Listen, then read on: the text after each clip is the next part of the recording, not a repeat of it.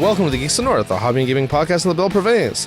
This week I'm here with Steve and Antoine. We talk some hobby, and then we interview Panda Cult Games about their new Kickstarter. So why don't you kick back, relax, grab a paintbrush, and enjoy the show.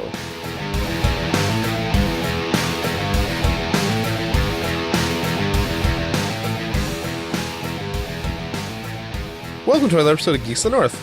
As always, I'm your host, Paul Filio. You may remember me, or you may not. It's been several months. Here with my co-hosts, Antoine Bergeron. Hello.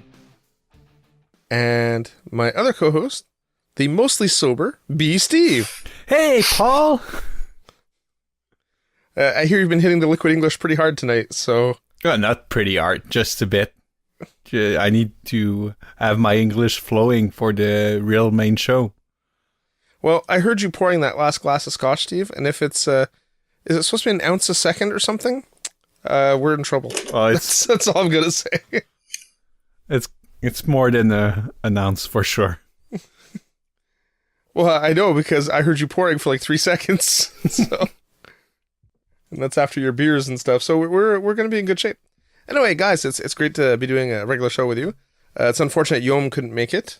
We'll miss him. Let's have a moment of silence.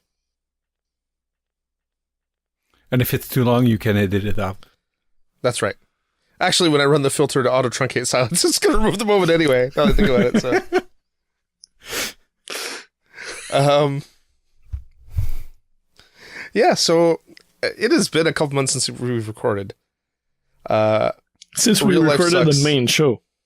Yeah. Yes. Because we did still do the news. Yeah, and we did our Guilds of the North. 2 episodes of Guilds of the North. Yeah. Which seems to be pretty well received by the 4 people that listen to it. The 3 of us and that one other gentleman that commented on our Facebook.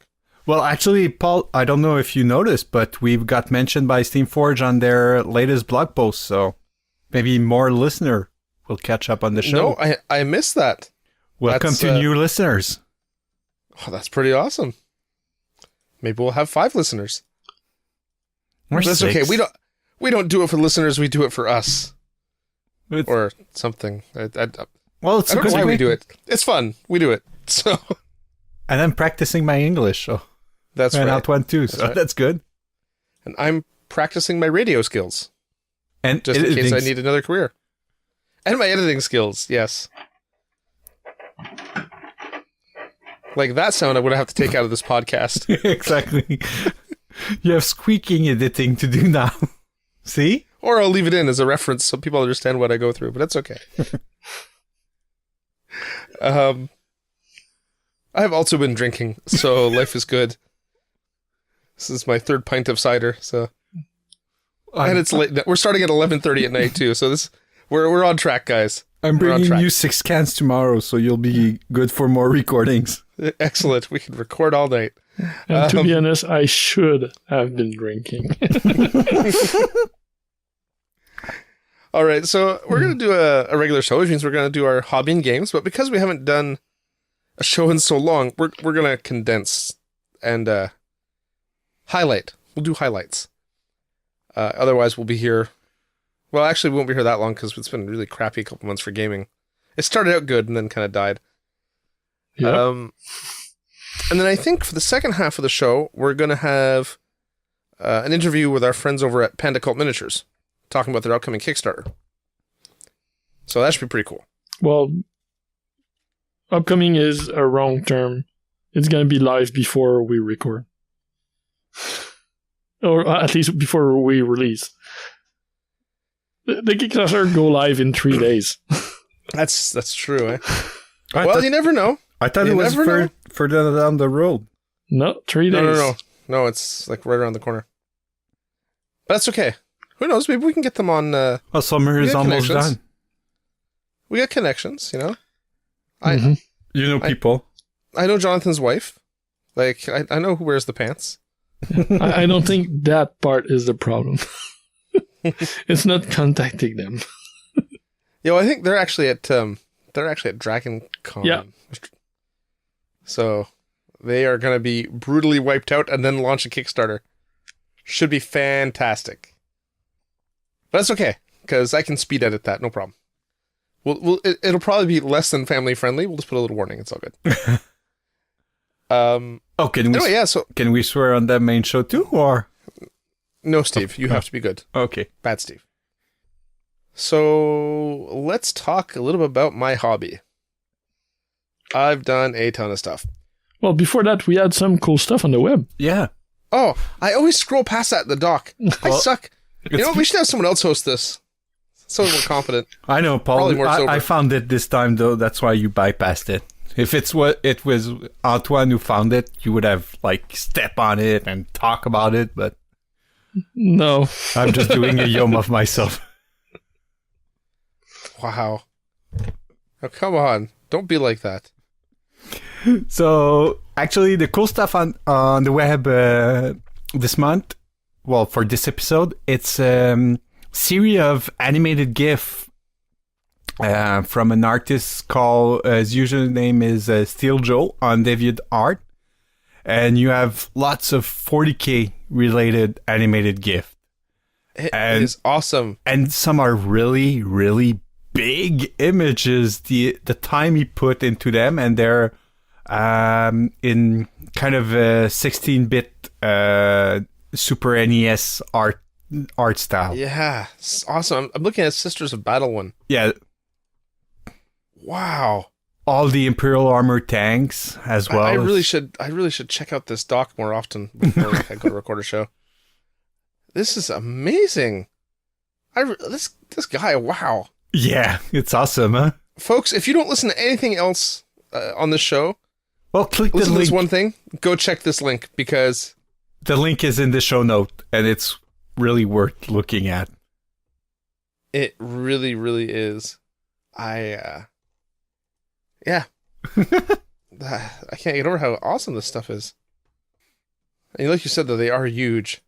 And the art looks, they look perfectly and everything. I mean, I don't know how much time he put into them, but it's really awesome. Well, it's on DeviantArt, so it's obviously a labor of love for him. Yeah. And it shows, because no one would put this much effort into... I don't know if you've watched the Ultramarine one. Yeah, with the iron cannon. The cannon, yeah. And they all stop firing when the big cannon shoots. Did you see there's a little sniper hiding at the right as well on that one? Oh, there's the Vindicare assassin or whatever. He's not shooting him, he's just kind of standing there. Yeah. Might be a scout. Yeah, it's a Space Marine scout. Oh, no, it's a Space Marine scout. Yeah, it's got the cloak and they're led by... I should know this because I play Ultramarines. I think he's the second company captain. He's the one that Gilliman doesn't really like so much in the fluff. Can't remember his name. Brushhead guy. Anyway. Go check it out. No, I'm not going to bother wasting the time for that. I can't get over this art. This is really awesome, guys. So, Steve, good find. Thank you. Folks, go check it out, because holy crap. But if you're epileptic, do not go check this out, because loading up that page will probably kill you. There's so much flashing, jiggling, weird animated stuff going on, because it's all the previews. No good. Flashing, jiggling, and animated stuff sounds too much hentai for what that is. Guys, it's not hentai. That's so funny, because after I said it, I'm like, wow, that totally sounds like yeah. Anyway, SteelJoe.deviantart.com. Go check it out. Now can I talk about my hobby? Yeah, now you can do your hobby. Okay. Because you did some hobby, right? Oh, I did a bunch of hobby. Not as much as I would have liked. Let's see. Yeah, so I 40K 8th edition came out. I fell super hard into it for about a week and a half. Maybe 2 weeks. And I went berserk, and I was pulling out models I'd had for years, and I assembled, I don't know, probably 40 models or something crazy. Cleaned a bunch of Forge World stuff that I had lying around in drawers. I painted up a bunch of dreads. Dreadnoughts, I should say. I worked on some Adeptus Mechanicus stuff. so I could have something to field that, because I didn't have any Well, any HQ. Adeptus Mechanicus, you mean Titans and Knights? No. I mean the actual infantry guys. Oh, okay. Because I had like a lot of the core troops and support painted, but I didn't have the HQ painted, or one of the support models I needed. So I painted them up quickly, and then I worked on my Cerastus Knight Atropos some more. And then something weird happened, and Steve... I won't go into details, but... Do you want to talk about that now? No. I'm just going to say Steve bought into War Machine, and then I switched gears and went to War Machine mode. To be honest, that's probably why we haven't recorded in 2 months. We just have not shaken that off yet. Yeah, exactly. You haven't recuperated from the... There's a disturbance in the force phase. Yes, guys. Yeah, so then... I've started playing War Machines. It's okay, Steve. Hordes, we knew actually. Eventually. We knew it would happen eventually. One of us. One of us. Exactly. One of us. The rule set is too tournament-oriented for you not to like it. You just didn't have models that you liked. Yeah, exactly. Right? Now we have a new aesthetic with the Grimgin. You like them. You bought in. It's a slippery slope. So It was either that or Malifaux, so... Yeah. And because of that, I decided I was going to start playing my Circle Orboros, which I'd bought in Mark 1. And it was kind of assembled-ish and not really usable. And I had a few things painted, but not much. So anyway, Well, now almost have... half is painted, or depending on the army you play. No. It was a quarter painted? No. Well, the shrimps. You don't realize... The shrimps were painted. Oh, I speed painted those in a day, along with the base coats on my Gargantuan and Megalith and a bunch of other stuff. But there's a volume of models there that are not painted. I don't want to go into details in case my wife ever listens to this cast, but there's a lot of unpainted stuff. I've got most of it assembled now. I think I've only got a couple characters or something, like solos or casters not assembled. But I've assembled a ton of stuff. Like... probably 40 some odd models for my Circle army. And I'm kind of excited because they've launched some new theme forces for them, so there's some things I'm looking at exploring there. And also at the same time, I pulled out some Protectorate of Menoth stuff today and started assembling that, because the new Protectorate theme is out, and that also looks interesting. I don't know if I'll be able to make it work with the models I have. The thing about War Machine now is it's, in a lot of cases, it's really spam machine. And I don't have the key spammable infantry unit that I'm supposed to have for my Protectorate army, because I don't like the models. So I'm not exactly sure what I'm going to do. But yeah, it's just a lot of stuff. And assembling that after having worked on GW stuff for a few weeks makes me realize how much I love plastic for assembly and hate everything else. Oh, same for me.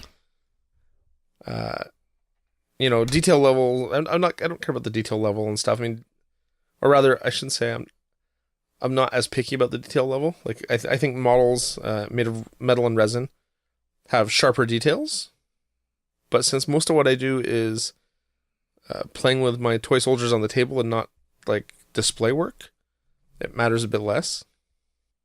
Yeah, so I find it a bit challenging with all the metal and the Privateer Press models now. I've been spoiled. Actually, generally speaking, we have two choices of Privateer Press. You have metal and resin, or you have really crappy plastics. Because the injection molded plastic is still few and far between. It's only a few kits and Gargantuans and stuff. Or Colossals, actually. Some battle engines too, and jacks, no?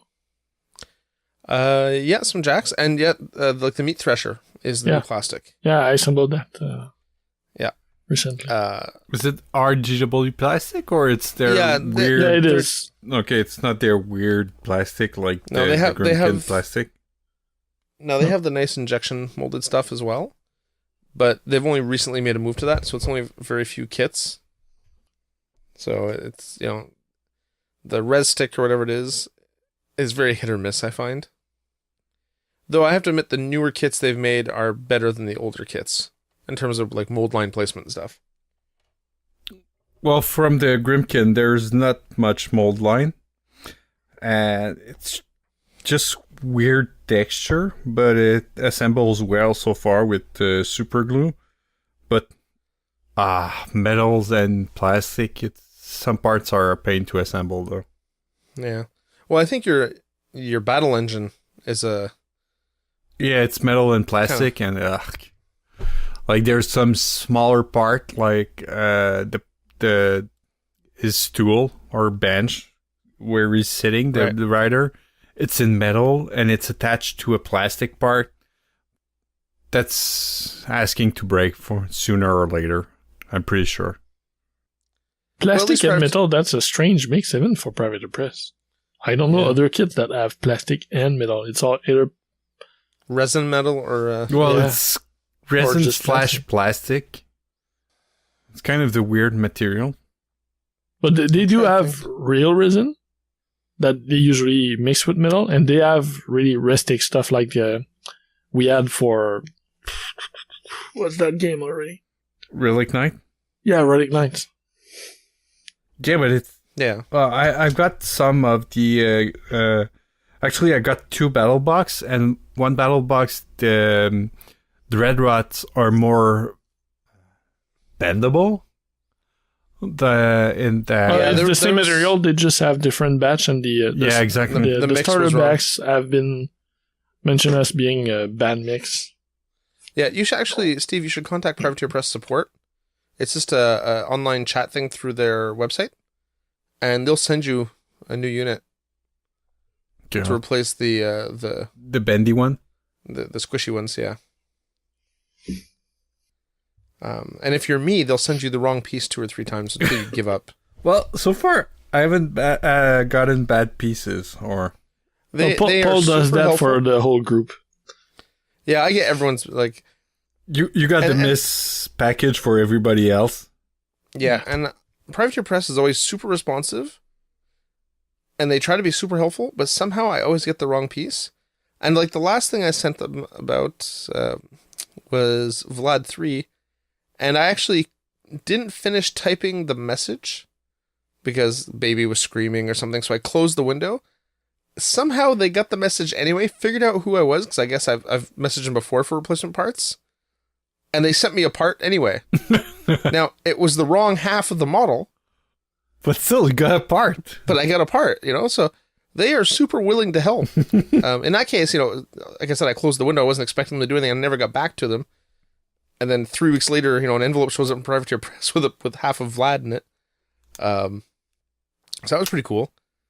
Other times I've, asked for one part and asked for a right arm, let's say, and got a left arm type thing. They eventually get it right. And like I said, they're super helpful. It's okay. My daughter miss right and left from time to time, so. Well, it probably depends on perspective, right? Yeah, exactly. Maybe it's his right arm, but maybe the guy looked at the model from the face and went, the right one is, this one. I don't know. Depending how he looks at the model, so. Yeah. Interns. It's like the unpaid intern at Privateer Press handles customer support. So he's super gung-ho, so he's willing to help you any way he can. He just doesn't necessarily do the job right. So you need to stop ordering parts in the summer and wait until December or something like that when it's only regular stuff. And one of the nice things with Privateer Press is they actually have a parts ordering page.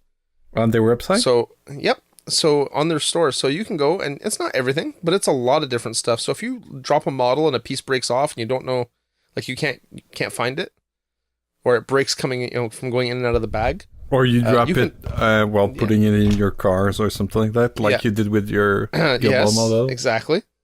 Thanks for bringing that up. You can just order the replacement part. And then if you're me, you'll sit on that replacement part for 5 to 6 years without actually putting it on. But you have it. So that's good. Have it. Yeah. So when you're ready, it'll be there for you. Unless you misplaced it. Well, Well, no, I think I know where it is. I think I'm good. Yeah, so all I have to say, I've been assembling a ton of stuff for 40K and War Machine. Hobby painting, I painted a unit of Warpwolf Skinwalkers as well. And like I mentioned before, I started painting a bunch of different wolds for my Bones of Warboros theme list. And I speed painted a unit of Druids just so they'd have some color on the table, so they wouldn't be bare metal. When I wanted to try them against you in that game we played. Speaking of which, games played, I played a bunch of 40K.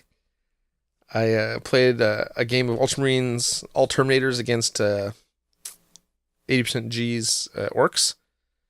Terminators are pretty decent. I found that out. That's the game you had 3 or 4 dreadnoughts also, wasn't it? Yes, I had it's my old Deathwing army, so I had dreadnoughts and Termies. It worked pretty well. And then we had a rematch where I played my AdMech. And AdMech battle servitor spam with lots of Castellan robots is mean. With a knight for support. That was a lot of shooting.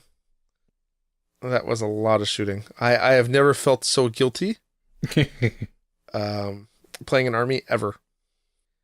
But just to make sure it was totally broken, I had to play someone else with it, so I played my buddy Ben, like the next week with it. And it was also kind of abusive in that game. So I think I've shelved that list for now. I'll save it for Yom, or for special occasions. Special occasion. The book is coming out in 2 weeks. It's only gonna get better anyway. So. Oh, that's the next book? Nice. There's one before, I think. I think it comes out on the 3rd week, and there's another one on the 2nd week of September. I just don't remember what that one is specifically. I think they're gonna have to fix the Castellan robots. They're gonna change them, but they're gonna be better. I don't know. Heavy 18, strength 6 shots. It's kind of broken, just a little. Yeah, I tried the close combat version. It was not as effective. Yeah, so they make a gross gunline army, the AdMech. I'm sure there's other more gross combinations, but it just felt kind of wrong. It made me think of very Tau. But you were not hitting on 2+ like Tau, though. No, that's true. Well, which is a good Tau thing. Don't hit on 2+ anymore, anyway. Oh, okay. Yeah. Something I played with Steve. I played a game of Guild Ball where he helped me win. So I beat him with his help. It was very nice of him. He's like Steve. Well, he reminded me. So are you. So you shouldn't talk. But he reminded me about I did beat your ass last time. I didn't let you win. Well, it's just because I explained him how maybe I score. let you win. Maybe I let you win, Antoine. That's it. Yeah, that's it. It's just because you didn't see how you could score, and I just showed you the possibilities. It's because I forgot that whole play existed. The snap shot? Yeah. Yeah. I think you want to call it a one-timer, but it's essentially the same thing. Yeah, I always forgot the snapshot rule exists. So I don't think of it. And it's also because I play more risky than you do. Yes. I focus on trying to win. I try to beat the odds. Yeah. Yeah, I'm a more conservative player than you are. Which sometimes pays off and sometimes doesn't. What's that expression? Fortune favors the bold? So I don't know. And aside from that, I played a lot of War Machine. Most of it was Steve, I think. And yeah, that was about it. I mean, playing with Steve was fun because when you both don't know the rules, it makes the games long and painful. And then, of course, there was the fact that I was playing an army that most of Steve's army didn't interact with properly. So it was like I tailored my list to fight him, but I had no idea I was doing it. Yeah, because you didn't have any living model, and most of my stuff was affecting living models, like for the Lantern Man and the tree. Yep. So Borns of Ouroboros was like it was made for that matchup. You did it But on every time you purpose, play- that's okay. Oh yeah, sure. Having never seen the Grimkin models or knowing nothing about them, yes, I totally did that on purpose. One thing I can say though is that you're definitely adapting to War Machine pretty quickly. Like every game we play, I see the skill level drastically improving. So now you're probably already at the point where I can't beat you anymore. So. Well, I haven't played since then, so You've played like 5 games total, so you've already outpaced me. Yeah, it's been fun. It's been fun playing a lot of games and getting out my circle that I've had for years. I'm a little disenfranchised with some of the models and some of the theme lists, but that's what CID is for. But you have the CID Christmas, so now you have a new team list you can try. Yeah, and I've got a new 5-point shield guard model that people are spamming the bejesus out of. And a bunch of your walls have been boosted, or are in the way of being boosted. Yeah, so that's always nice. But the 5-point model, he's a 5-point shield guard light warjack. He can spend a fury and basically sets himself on fire, I think, and does a 2-inch AoE. Sets everything within 2 inches on fire. When he's on fire, he gets boosted attack and damage rolls, and he gets +5 armor against fire damage. Wow. So he's kind of like the same rules as the Troll Bloods, the Fire Eaters, so he's got some bonuses when he's on fire. He's really low fury, though. He's only 2 fury. But at 5 points, you can throw a ton of them into the list, like 17 of them. And they can be free, or? No, they're not free, but they're only 5 points. They're a War Beast. That's 5 points.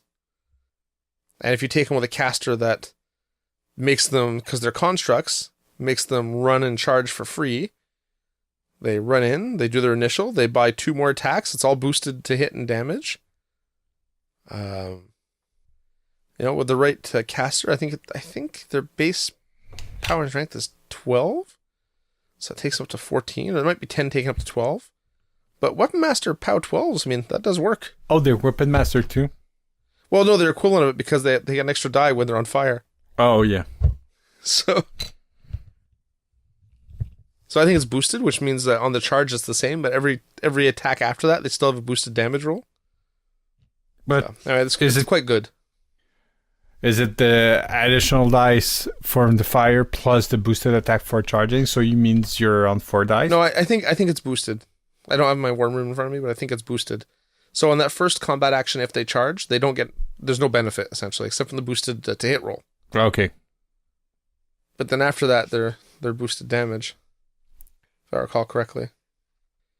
So people spamming bucket loads of them is just. Oh, and they were doing it. That's right. They were doing it also with Bradagus for synergy. So it was a construct war beast with synergy, which was just not nice. Is this what you're playing cheap tomorrow? Like that when you spam them? Yeah. No, I'm not playing that. I don't own Bradagus as a model. Though I almost bought him today. I don't own him. It's because he's a gorgeous model. And he's also in CID. Means he's going to get revised? Well, he went from being a top caster in Mark II to being meh, kind of garbage in Mark III, yeah. So he had a lot of stuff that just didn't work anymore. Like the synergy was broken. So he was kind of crippled. But he still had spell synergy, which is quite good. But it wasn't enough reason to take him. Anyway, that's enough about what I've been doing. Antoine, why don't you jump in? Okay. Hobby-wise, I've been continuing to work on my Dark Eldar Archon / Captain Arlock conversion. It's almost done. So I'm working on the air as we are recording tonight. I got that to do, and once the air are finished, I just have to finish the color on his a cloak, and it's done. So awesome. really happy with how he's done. Are you painting him or just... Nope, just sculpting. Okay. Let me know when you're done, because I want to contract you to do a Juggernaut to Goldorak conversion. If you want. Yeah, so that's done.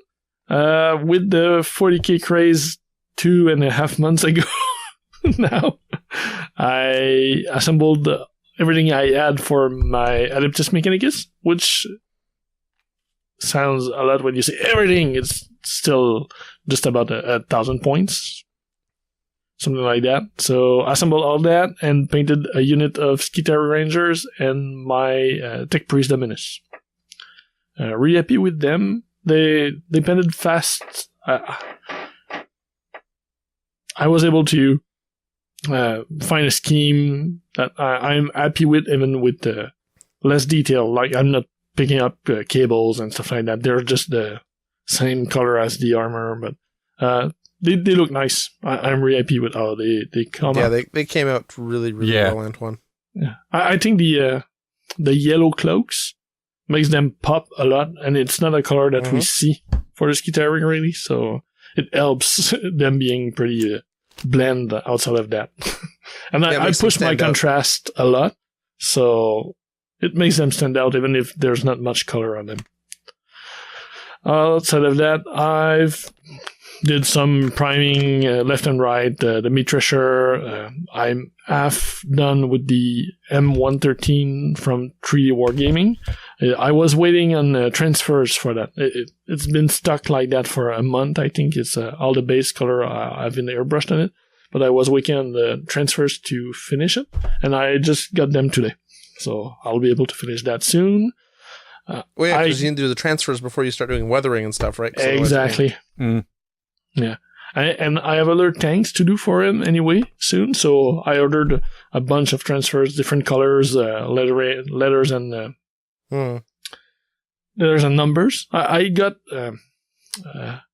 dry transfers, so not to have the film behind. So it's individual letters that I have to rub on the tank.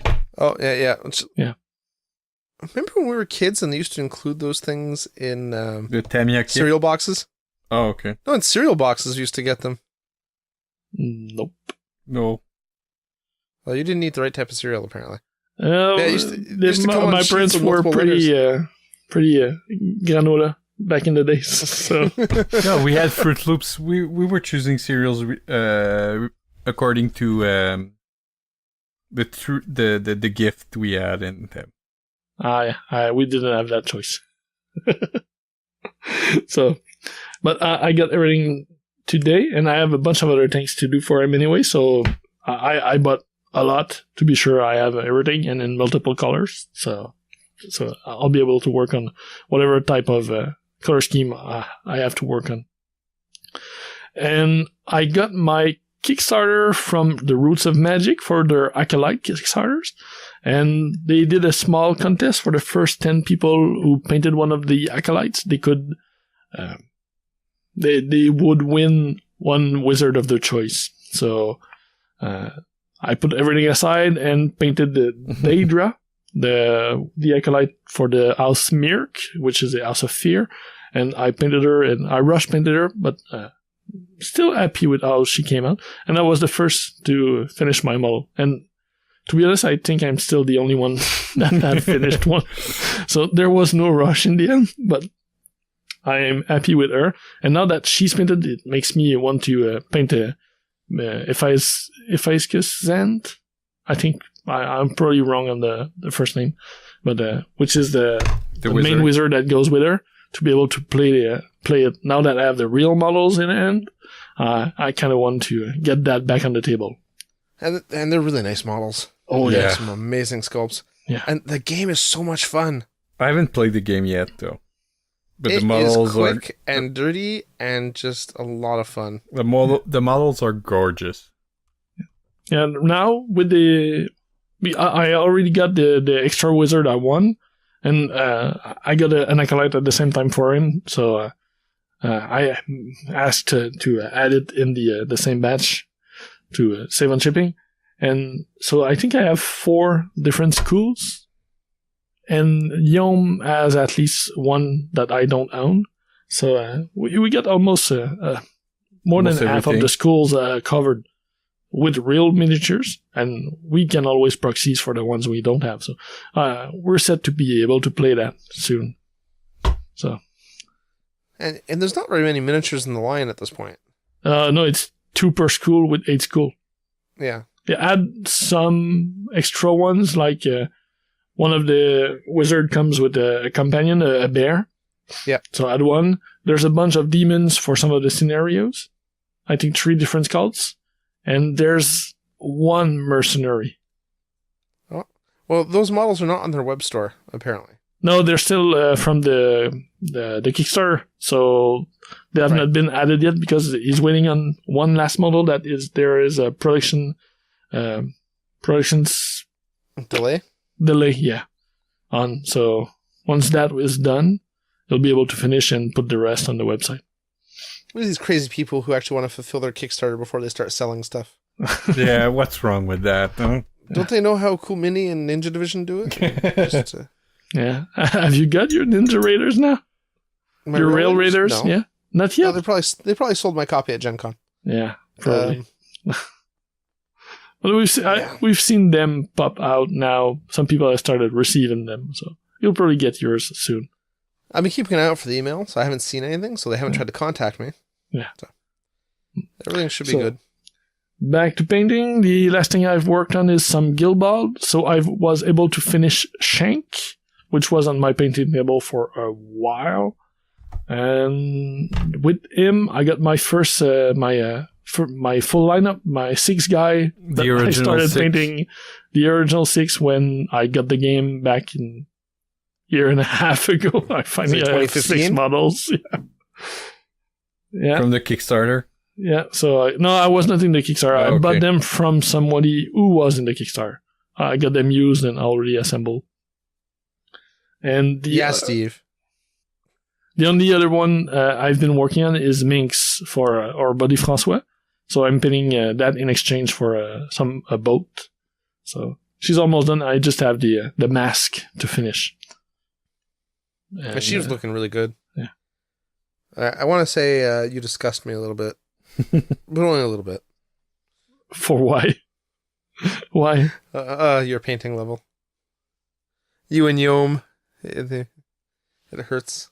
Yeah, I think my painting level is stagnating now. I just don't paint extra, push myself hard enough. So I think Yom and is getting ahead of me, like David. We were pretty on par some years ago, but I think both of them have gone far ahead of me now. So I'm happy with what I produce, but it's not their level now. Yeah. Still happy. And I assembled a bunch of other stuff. Most of the reason I finished Shank is for my blog. I did a piece about we all have that shelf of shame where all the assembled models lay there unpainted for a while. I don't know what you're talking about. I don't know what you're talking about at all. Or basements of shame. Rooms of shame. Under the stairs of shames. Yeah. So, but I did another version of that with my work in progress table of shame, because I have so much stuff that I started, but I paint so slow and I have some painting ADD, so I just switch projects so often mid painting that I have a large collection of models I have painted that I just want to finish them to be able to get clutter out. So my new rule is every time I finish something for myself, which is not a commission piece, just a model for me, I have to work on one model from that table before I pass to something new for myself. So I can alter it. I won't go through all of them in a batch because I'll get bored, but working on one for every project is fine. So Deirdre was my first one. It, so. What did he say? I said you have a palette cleanser between it, right? Because you're doing something you want, and then you have to do one of those models, which you want to do, but so I want to do them anyway. It's just I wanted to do them when I started and just didn't finish. Well, if you had any Spartan models on your table, you can probably put those away. Ouch. No, I have a starter there. And they've been there because I have problem with the base, but my base problem is resolved. So they might be in the next batch of working progress Table of Shame painting. They might be the next pick. Yeah. So Horse Spartan game. Yeah. Yeah. Also that a lot of assembly, war machine mostly, to get ready for PolCon if it ever happened, or a gang gaming day. Yeah, I totally want to do PolCon. It's trying to coordinate everyone for time and space. Yeah, I know. I'm trying to bait what I want to do for space. Well, there's this worst case scenario. There's the secret bunker we can use. Actually, that's a great idea. It's true. Because my house is just... I need more gaming tables, but I'm sure you know somebody who can help me. Exactly. Yeah. I think not a problem. You know a guy.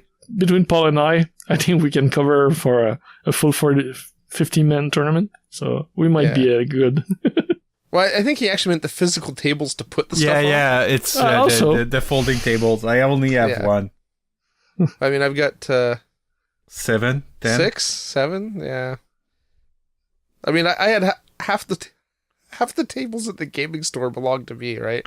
At one point, so... Yeah. Jeez. But yeah, so we could totally do something pretty interesting. And that it might be fun to try to get us all together, maybe get a couple extra people, do like a 6 or 8 man steamroller or something. Just our group. It'd be cool. And if weather permits, painting. I can take out the smoker and do some pork pole shoulders on the smoker. Yeah. Yep. This sounds better and better all the time. I did some smoked cheese this morning, by the way. Some Gouda? No, it was kind of... Who was laughing? Was that Antoine laughing? Yeah. Why? Because Gouda's a cheese that a lot of people smoke. I know. But I heard sounds good. Oh. I thought you were. He was making a pun. No, I said, what, some Gouda? No, it was kind of Gouda. soft, nice. Cheese.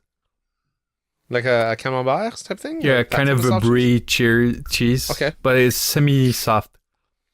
So I was experimenting. I don't know how it's going to turn out. I'm going to know in 6 to 8 weeks. Oh, that's right, because you got to... In 6 to 8 weeks, we can do first episode of Cooks of the North now. Yeah, exactly. And support us on Amazon so we can buy more smoking stuff. Yeah. So back to that's it for my hobby. So games. Some Guild Ball played 2 games with Steve. One of them was a game of Hannibal Ball. That was fun. That's the not sidekick. True enough, I forgot about that. Proxy Ball. What is it called? The mascot game, right? Yeah. Yes, exactly. Mascot variant. Nice. So all mascots. It's stupid, fast. It was fun though. We had fun. Yes. It's strange because the first goal went really quick, and after that it was a slug because they all hit not hard enough. They don't have enough influence. You don't generate influence enough. So the first goal went quick, and after that, blah. Just give turn the ball after salt. turn of doing 1 or 2 points of damage. Yeah. You need tentacles and salt. You have tentacles, steal the ball, pass it to salt, and you have salt, run with it, and kick it. Yeah, that's too much influence for the team. There's a problem. They won't be able to do that. Oh, come on. They're all one influence. That's the problem. Yeah, well, tentacles, I think, has a tackle on 1 or 2. Yeah, he needs to get there, pay for the pass. Yeah. Trust me, I tried. I tried to do a second goal. I was not able to. No, but to get there is easy, right? Because tentacles drags along. So you just have to have someone else run past him, drag him up. I forgot about that. But it was fun, though. Right? I like the But format. it was fun, yeah. The draft is fun. The draft is fun to do. And it made me want to buy more mascots so we can play it again. Yes. Yeah, because we had to proxy a bit. We did not miss that much, though. No, just a couple. Yeah. I think I've got 4 or 5 now. So We have Actually, more than half 2 for the between fish. the both of us. Yeah, I have the so. same. I didn't have coin. We were missing the Wrecker, the Mason one. Yeah. We weren't missing that much. No, we Well, of course, had more you than also have half, Kickoff, which was right? good. So you Yeah, exactly. I had Yeah. 2 from Kickoff. The one from the 2 from Nanar's Alchemist team. plus you had your My crow. Mortician, my Hunters. You had Salt as well, right? Yeah, the Fisherman as well. Salt and Tentacles. And Oh I yeah, have tentacles as well. I have Strong Box as well. Yeah, same as me. I have coins and I had princess. So we were missing the engineers, the pig, and Quaff, I think. Brewers. Well, I had the cat and the monkey. Oh right, you have the cat. So That's we right, I were forgot to missing Wrecker as well. Yeah, we were missing like 5 out of the 19 or 20, something like that. Yeah, we're bad. Actually, I'm bad. Yeah, you're bad. I only have 4 or 5. I have 5 too after many. that. And if we have some of that, we both have. So Yeah, but it's such a low model count game. I mean, it's so easy to get carried away and Yes. buy too many teams. especially when you say that they're for your daughters. Well, they're for my daughters, for real. She played with them. We played during the summer. Yeah. I bet she played with him the way that I played with Steve in that team tournament. It was, I played. I'm just kidding. Well, during for vacation, I played 2 games of Guild Ball against my youngest one, Elsie. She did much better in her second game. She knew like the orders of stuff to do, and she was getting better. So maybe with some practice, she could accomplish stuff. She was playing the Brewers because they have a cat as mascot, and we got a cat during the summer. What did she say? It's called Tapper. Oh, because he tap. Yeah, he tap fall. He tap le monde, so that's why his Yeah. name is Tapper. For the Anglophone listeners, It's a bit if he was called Hitter because he hits people. Yeah, Yeah, exactly. exactly. Yeah. Yeah. So apart from That was Guild clever. Ball, played a bunch of War Machines with Steve with his new Grimkins, one game against Daniel with his Minot, another game against Leonard with his Syphalix, and sadly, Was that? Hold on. You call that a game? well, I thought that was set up. we deployed. Okay. Yeah, no, I What think happened? I read that Leonard no longer wants to play War Machine, and I fear it's because of me. So What did you do? he moved his model. And then you cast to kill him, or The only casualty I had on my side was made by me. ouch. Yeah, Yeah, it was a top of 2 assassination. yeah. It's brutal. That's bad.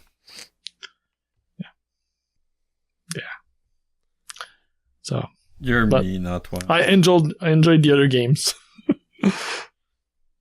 One game of 40k with my Adeptus Mechanicus against Ben Berube and his Ultramarines, and after that I had two demos or introduction games. One of Strong Sword, which is a game by Westfalia Miniatures. The owner of the company just moved to Montreal. Well, just when we played. So a couple of months ago, moved to Montreal, and he introduced me to the game and to the model line because he brought his studio models with him. So we played Kobolds versus Halfmen, which are Halflings. The game is fun. It's pretty simple. The miniatures are adorable. They are really small. The Kobolds, they look like 15mm mini creatures. Like models for a smaller scale game, but they are for a regular 28mm game. It's just, he loves Critter, as I do. So he made them critter-sized. They're fantastic. And the other intro game I got was for Saga, which I played with Mark. I've been wanting to try Saga for a while, and I finally been able to get a game in, and I really like the concept. So that's one I really want to play another game of soon. Yeah, and read the rules before. That was really a demo. Mark ran through the demo, and he hadn't played for a while too, so some of the stuff we had to adjust or just roll on the fly with it. Now, Saga is usually not what I would assume would be your cup of tea, because that's historical. Yeah, but we played the Saga of the Ring, so I had Uruk-hais.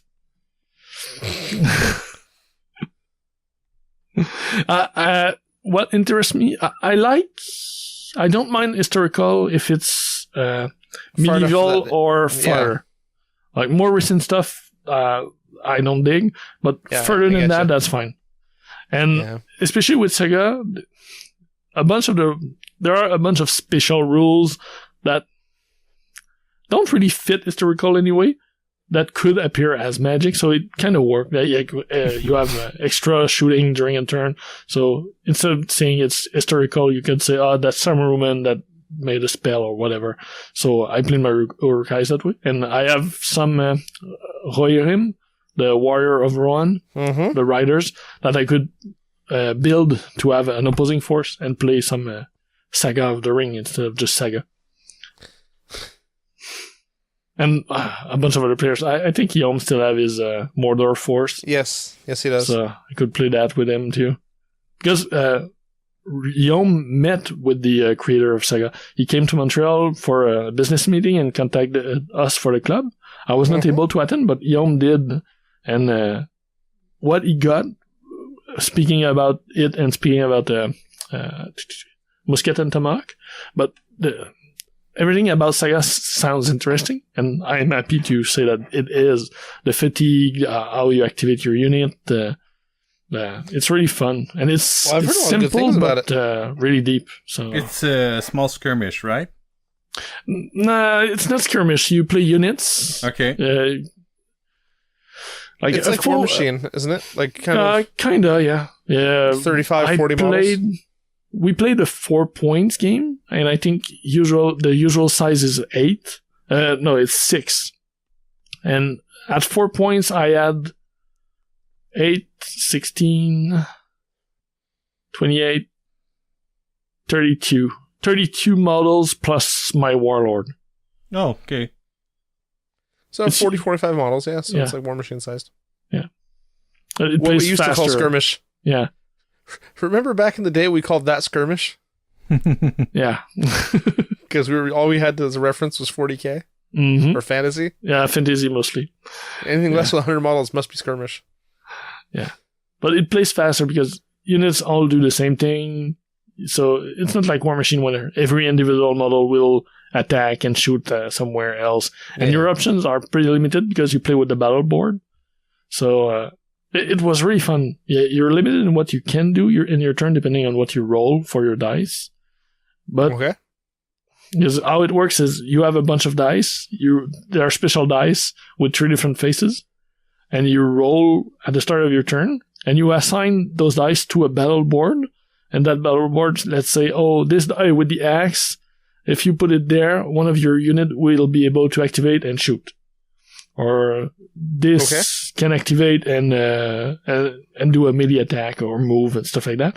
But after that, you also have special squares with special abilities. So let's say you put a dice there, and one of your unit, when it activates and do close combat, will get an extra die.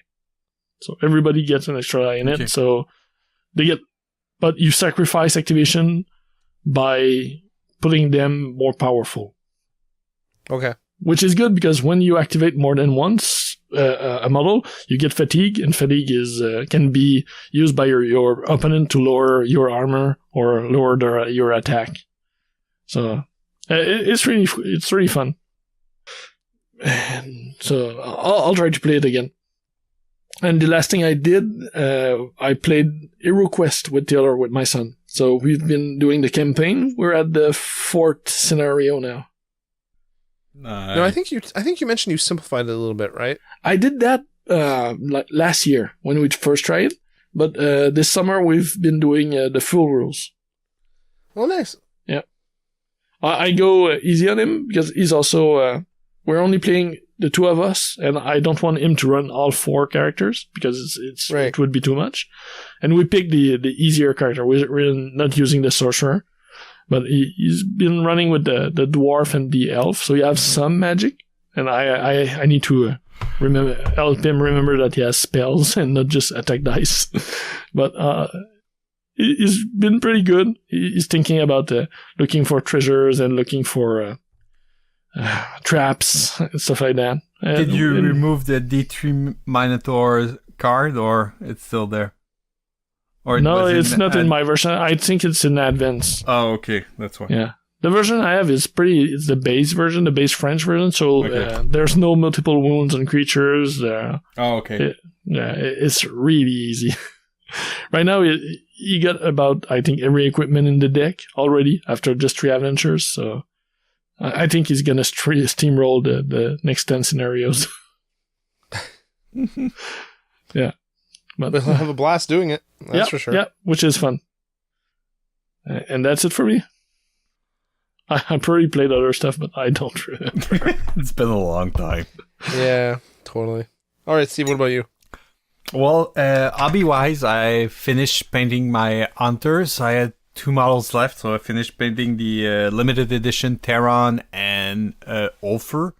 Actually, I only have Hemlock left to paint, but I kind of destroyed her feet trying to pin her to the base. I may have chopped their feet too much. I don't know. I'm gonna try to recoup that from like putting her on the snow monticle or something like that. Like she's gonna have lots of basing material to try to hide that the fact that her feet are mangled. Sounds like what we did with Mist. Well, my Mist is okay though. There's just a bit of a turf next to his feet. Next to his ankle, yeah. Yeah. And also, as we mentioned before, I got into War Machines. So I've been buying and assembling Grimkin army because it's the first time in War Machine that there's an army that I like the aesthetic of it. So it kind of reminds me of Malifaux, which I almost got in if there was a more active community in Montreal. Yeah, tell me about it. Do you have some Malifaux or? Of course. Oh, yeah, we both have. Are you kidding? I didn't know. Also. Oh, okay. I didn't know. I've got it's all old stuff from the first edition. But I did buy the second edition rulebook and the cards and stuff somewhere. Mm-hmm. Mm-hmm. Oh, the new stuff looks really good. We bought them at Gen Con where they launched. So I could play my Grimkin models into Malifaux, probably.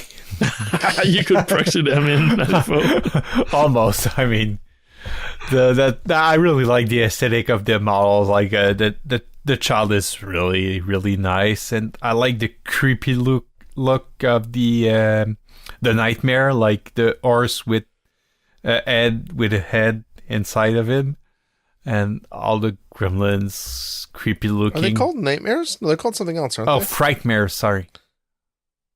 Yeah. Nayslayers. No, Nayslayers are the cavalry on the. I thought you were talking about the guys with the decapitated horse heads. No, the frightmares are war beasts that look like a giant horse head with a horse head in the horse head.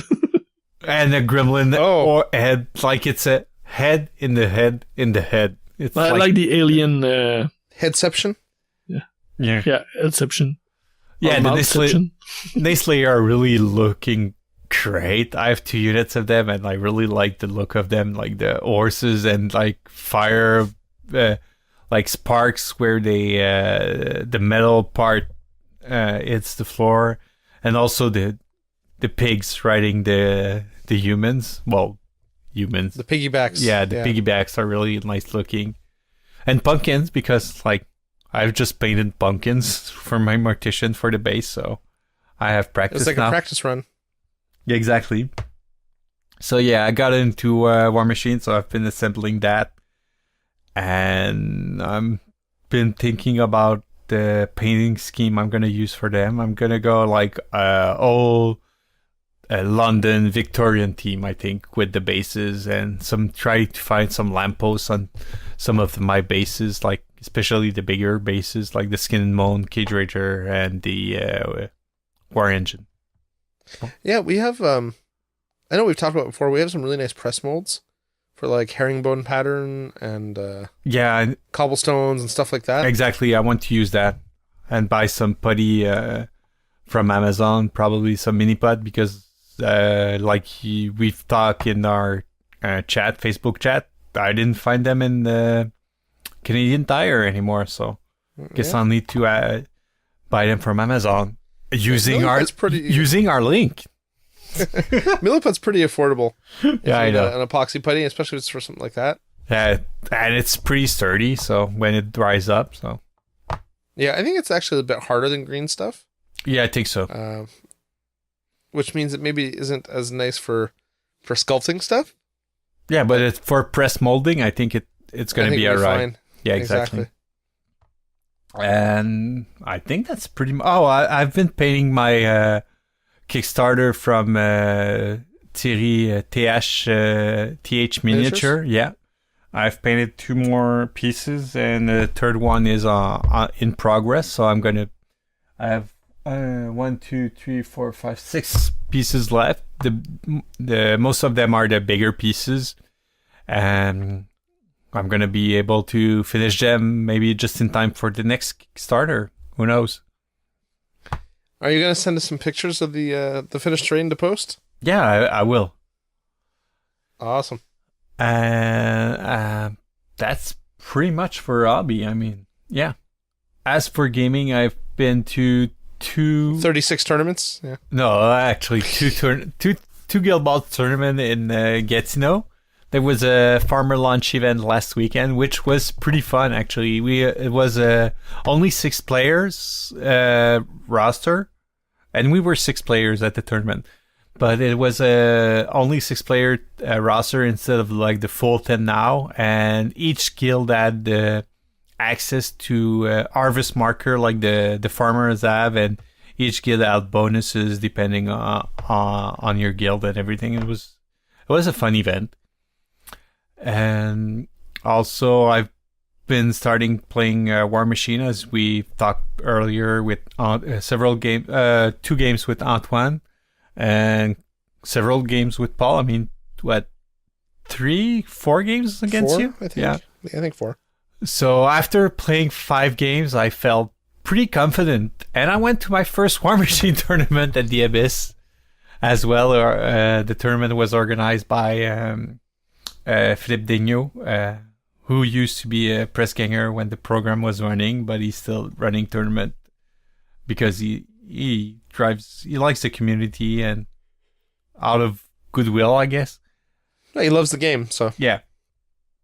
It was a pretty fun event, and we played. It ended after 3 rounds, and I lost all 3 rounds, but I learned a lot, which is what counts in the end.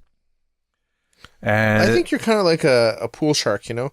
You got to lose the first several rounds to lull people into a false sense of security, and then you're going to take them for all they own. Well, actually, at the tournament, I played. My first game was against a person playing Kador, and I don't remember the caster. And he said during the game, "Are you sure this is only your 5th game of War Machine?" I said, "Yeah." He said, "I don't want to play you when you have 20 games in. You're gonna be a good opponent." So, and also, I think that Grimkin are kind of OP from what I've seen on the forums and in the Facebook groups and everywhere. I don't know if they're OP. I think they just do things differently, and people are not prepared. Yeah. I think as people get more used to them, well, it's been 2 months since they're out, so. But new stuff is still getting released until the end of October, so people will adjust and learn about them. But nowadays, I think people are now used with the mini feats which are Arcana, and they will be less caught by surprise. I think there's less gotcha or haha nowadays than when they were launched in July, I think. Well, as I mentioned, I played a couple of guild balls against my daughters during the vacation because she wanted to try and play the game again. Played a couple of games of guild ball here and there. That's pretty much for gaming on my part, I guess. All right. Does anyone have anything they want to add? I'll take that as a no. A BN game or Yeah. Or life in general. there's one thing I want to add. When I met the owner of Westfalia Miniature, and I won't even try to pronounce his name. It's of German descent, and he told me, but the place was crowded, and I tried to say it twice, and both times he kind of laughed, so I won't even try it.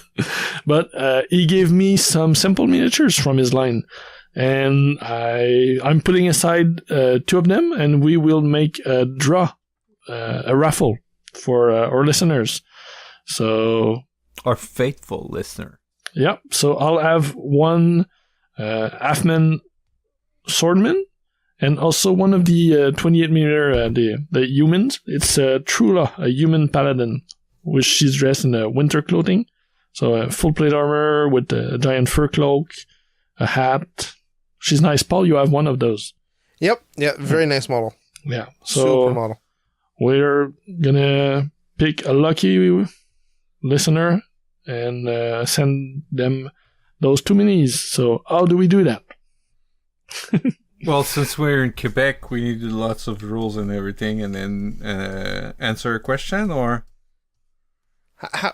I won't tell anyone if you won't. I won't.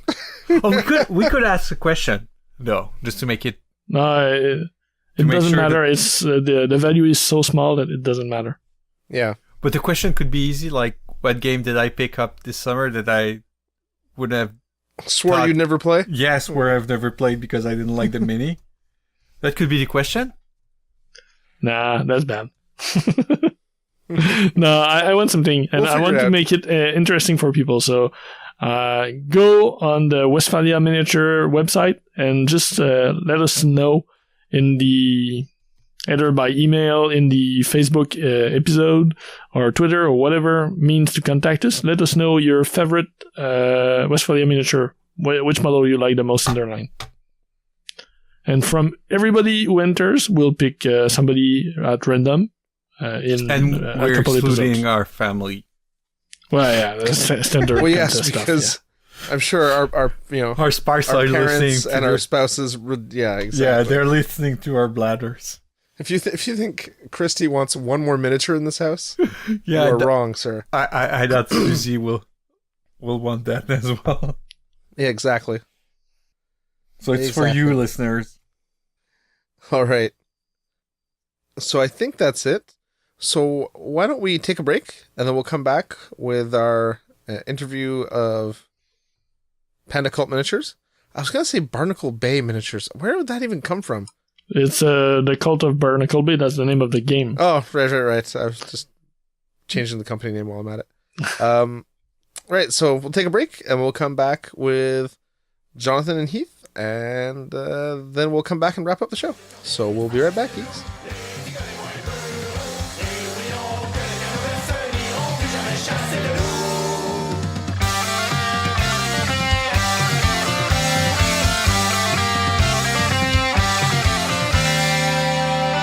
Je suis maître d'équipage, ce frégate sortie de l'enfer, pour faire peur aux enfants sages, en traversant leurs histoires. Le récit de notre voyage est raconté par leur père, qui prennent à leur avantage notre malheur pis nos misères. Nous étions des stages de loups, les tigres les moins heureux, et oui, on que les canaux se diront plus jamais. And we're back. And here we are now with Heath and Jonathan from Panda Cult Games. Yay! I got that right? Yay! Okay, yay! Panda Cult Games. Yes, that is right. Yes. Yes, so we're joking before because moment of confusion is because you have a different company for the miniature line, not the board game, correct? Yeah. So that was something I started up, and this is Heath, by the way. So that's something I started up last year, for just a kind of boutique miniature line called Wander, and it became pretty popular pretty fast. And I was really happy about that. But the number one question I got was, what are you doing with these? Are they part of a game? Are they part of an RPG? What's the deal? And after 50 or 60 times I got asked that question, it was kind of like, I should probably turn this into something. So you partnered up with me. Yeah. So Jonathan was like, let's make a game. So Jonathan has this video production company, Eldritch Studios, and I had Red Panda Miniatures. We decided the combination of the two would be Panda Cult. So thus, Panda Cult Games was born. Yeah, it's a cool name. It's catchy. With our mascot, Pandulu. Yes, and Cthulhu is in, so anything Cthulhu-esque is also in, so it's good. It's good. So let's go way back. Way back. Take me back. Let's start with Mr. Foley. How did you get into the miniature gaming industry? Like, what's your background? Oh, goodness. All right. So I won't make you pull out your art book and go through it page by page this time, like I did last year when I met you. That's fair. All right. So for those of you guys who haven't heard me on the podcast before, my name is Heath Foley. I'm a professional freelance concept artist in the industry. I've been working in it for about 6.5 years, I think, at this point. It's hard to keep track.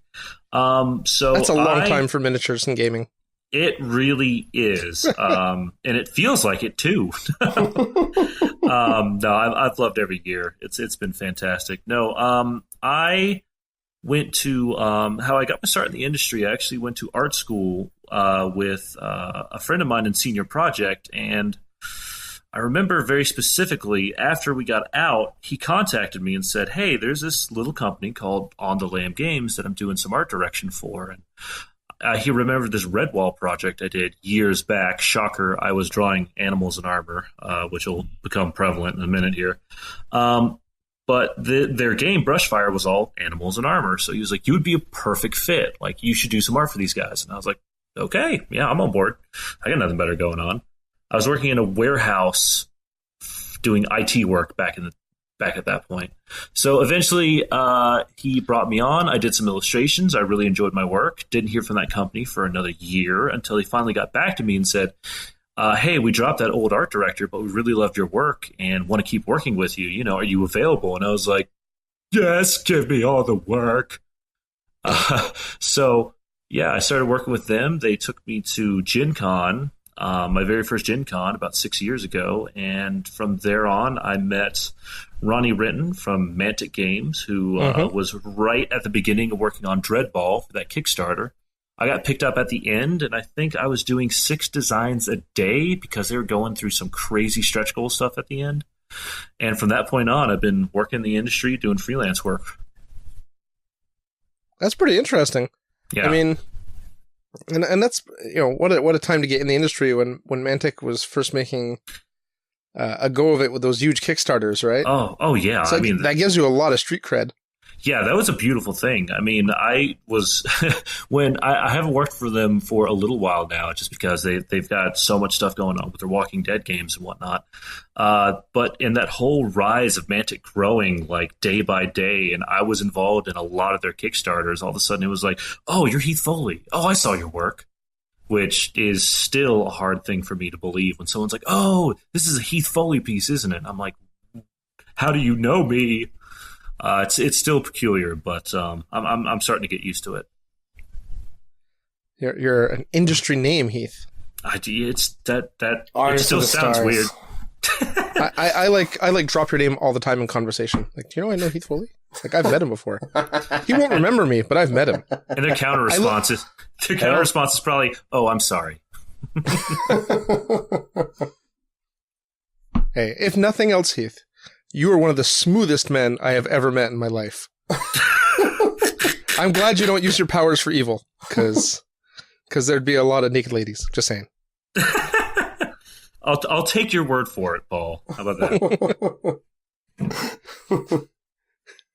Well, I can't believe I'm going to bring this up, but that woman that was strung out on cocaine or whatever last year, she was eyeing you, man. Oh yeah, she was 100. Yeah, She was all about us. Yeah, that was the Repercon craziest gaming convention moment of my life. Is strung out weird woman sits down at table with a bunch of gamers and starts emptying out their beer bottles. Yes. Like just sucking the last drops out of every bottle. I mean, realistically, she was just strange enough that she could have been a con goer who was just a little strung out. And I would have been like, that's cool, you do you. But then when she started showing off her tattoos and like drinking out of her empty beer bottles and yeah.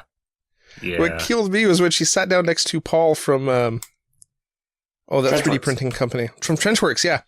And she's like, starts basically accusing him of being an axe murderer because he has tattoos. And it's like pot calling the kettle black here. Yeah. But yeah, so anyway, enough about that. But yeah, it was an interesting experience and quite the way to meet you for the first time. That convention, very yeah, that was a good time. Yeah. It's very interesting. Jonathan, let's hear about you a little bit.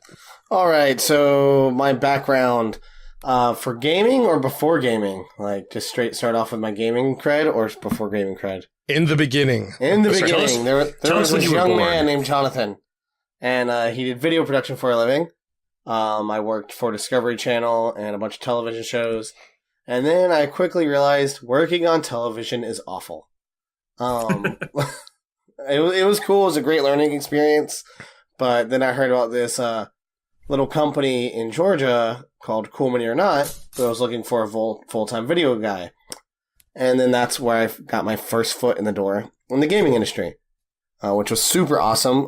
Getting to be a part of some of their first gigantic Kickstarters and doing the Kickstarter trailers for that. I was going to say also fortuitous, right? That's a good time to be doing video production in gaming. Yeah, it was right after the first Zombicide, I believe. I did every video since then, which was super awesome. And what a lot of people didn't realize at the time is when I first started working there was only 10 of us working at Cool Mini or Not. So we all wore a lot of hats, to say the least. Just because I was the head of video production, I was also pulled into the other office to playtest games every day and watching games get developed from beginning to end every day. And then David Dallas also realized I just happened to play lots of games. And so they realized I was almost kind of a target audience in some ways in some of the board games. Right. So they started using me as like this litmus test on playing games and my reaction because I got easily excited about games and new mechanics and stuff like that. So they kind of bounced things off of me, which was just an awesome experience. But I like to say I learned a lot through osmosis over working at Cool Mini or Not for 5.5 years. Mm-hmm. Super awesome experience. That's a long time to be at CMON from what I've heard. So yeah.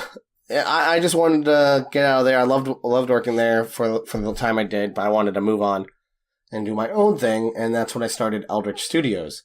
With Eldritch Studios, I've been doing video production for Cool Mini or Not still, and then companies such as Mantic Games, Ninja Division, Cryptozoic, USAopoly, a lot of other small startup guys. And I've been doing that for the past 2 or 3 years, I think. I'm trying to remember, because I think... It's 2 years. When I met you, I think I was at an Adepticon, and you and Liz weren't married yet. Okay, I think you were still with... if we weren't married, I was still at CMON. Yeah. Because we got married right towards the end of my career at CMON. Right, so how long ago did you get married? 2 years ago. 2 years ago. Right, so there you go. There's your answer. So a little less than 2 years you're doing this, yeah. That was just enough that you're not going to get in trouble for that. Well, I had to stop and think for a second. Elizabeth is not in the call, so he is safe. And I'm in a different room. Yeah, now it's not like we're going to play this back for her. Yeah. And then when I was doing video production, I've also made good buds with Heath because we were going to conventions and we both realized we both live in Georgia. And then one day we both decided to play a game called Bloodborne, and then nothing cements a friendship more than dying over and over and over and over again with each other. And that's how Heath and I practically became best buds. And then a couple years ago, I saw this art piece of this red panda guy on a snowy mountain. And I was like, dude, this is like my favorite thing you've ever drawn. You should make miniatures out of this.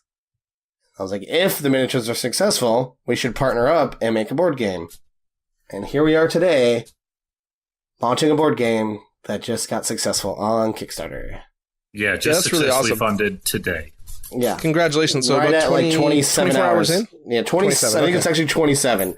Yeah, 27 is the technical number. I was really hoping for that 24, and I was super bummed. I was like, okay, it's still pretty awesome that it funded, a few hours after 24. Oh no, Yeah. our game successfully funded 3 hours later than we thought it I know. would. Yeah, we're over halfway to our first stretch goal, which is super exciting as well. We're about to, if we get to 55,000, we're going to release Crex the Croc Lobster mini boss. Yeah, okay, I have to ask.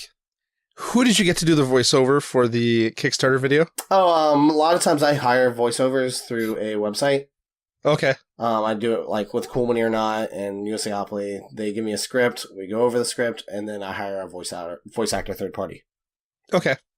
I was just curious because the listening to him pronounce the lobster otters or whatever, Yeah. like the Crab it's kind on of funny. Dr. Fisherman, yeah. Crazed Yeah, crab dom otter fisherman. Yeah. Exactly. That was the emphasis worked kind of funny. I loved it. I nearly peed myself when I heard it because it was. Oh my god. That guy, so What we was his listened to name? a few voice actors for that video, and there was a lot of talent. And suddenly, about a week later, Jonathan's like, "No, I found the guy," and I was like, we'll see." And he plays it, and the guy had this weird kind of Mark Hamill-ish feel to Mark Hamill doing the Joker. He kind of had a vibe of him like that, and I was But like, British kind of. It's like this perfect fantasy voice, I thought. "Yeah, creepy fantasy voice, solid." It's like Mark Hamill doing Deckard Cain. Yeah. Yes, Oh, what was I could see that. Okay, his name is, so I can give him a little bit of a shout out. If you go to the voice realm, he goes by Cam. What's his last name? I wanted to shout him out because he did an awesome, amazing job. So if you go to voice realm, search up Cam, you might be able to find him. I might be Facebook friends with him now too. Cam. We should be. We're gonna use him again. He has no choice. Yeah. Yeah, he's in the Panda Cult world now. I don't know his last name, but thank That's you, okay. Cam. You did an amazingly awesome job. We love you. It totally sticks with you, right? So that's really important. Mm-hmm. Because Wanda. people remember that video. Yeah. Um, I guess for All right, people so- who don't know, I should maybe say what the game is. Maybe. well, that's what I was about to go into. Now that we've done a little bit of history, I was going to go into the game. So I always like to give people some background to the creators Yeah, first, and then okay. So Wander. So you guys the decide Cult to of create a board Barnacle game. Bay. Mm-hmm. Barnacle Bay was a peaceful fishing village until the evil cult leader, Elder Bane, took over the town. He's used his dark magic to corrupt the inhabitants of the city, so the once loyal bear guards are now berserking bear sharks. The fishermen of the town have become crab-armed, crazed otter fishermen. Monks from the local church are now tentacle bunny zealots and fishback casters. The players get to play as heroes from the Wanderers Guild who have come together to save Barnacle Bay and take out Elder Bane. It's a completely cooperative miniatures dungeon crawl board game for 1 to 5 players. It's got a choose your own adventure campaign system. All the enemies are completely automated with their own AI system, and it's super awesome, and you should throw money at it. You should. I already have. I was so disappointed because I was trying to get in the top 10, and when I actually clicked the button, it said I was number 12, and then when I got the email, it said I was number 27. I'm like, damn it! Archie So Dan close. actually got number 1. Yeah, we were really proud of that. He showed me the email, and I was just like, "Yes, Archie Dan, well done."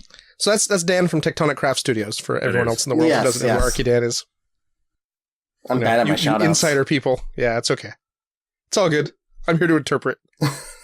Until you pull out someone I don't know, and then, I'm screwed. That'd be actually pretty hard for us to do at this point. Pull up someone you don't know. Probably. But it could happen. Liar. I expect you to tell me that Ross was number one. No, not actually. He has Honestly, been super helpful with advice and marketing and stuff like that, though. Which is I'm sure. Well, he's the guru of those not things. like literal marketing. I'm just like, hey, I could use some advice on how to promote this. And Ross, being the king of social media, had a couple tricks up his sleeves to tell me how to help promote my game a couple months ago. Yeah, no, Ross has a lot of insights, right? So he's just all around awesome. There's a few super awesome people in the industry, and he's one of them. Yes. Mm-hmm. Kevin's up there too. And Kevin's great. Spencer's been a huge supporting friend of mine. I've actually been friends with Spencer Reeve, who's at IDW now. I've been friends with him since I was 14. Became good friends in high school. Wow. Going to punk rock concerts. Yeah. And then I needed help at the first C1 Expo doing video stuff, and I knew he knew how to do what I do. And I had him come to C1 Expo to help me out, and then he got hired. And then the rest is history. And the rest is history. And now he's at IDW being awesome.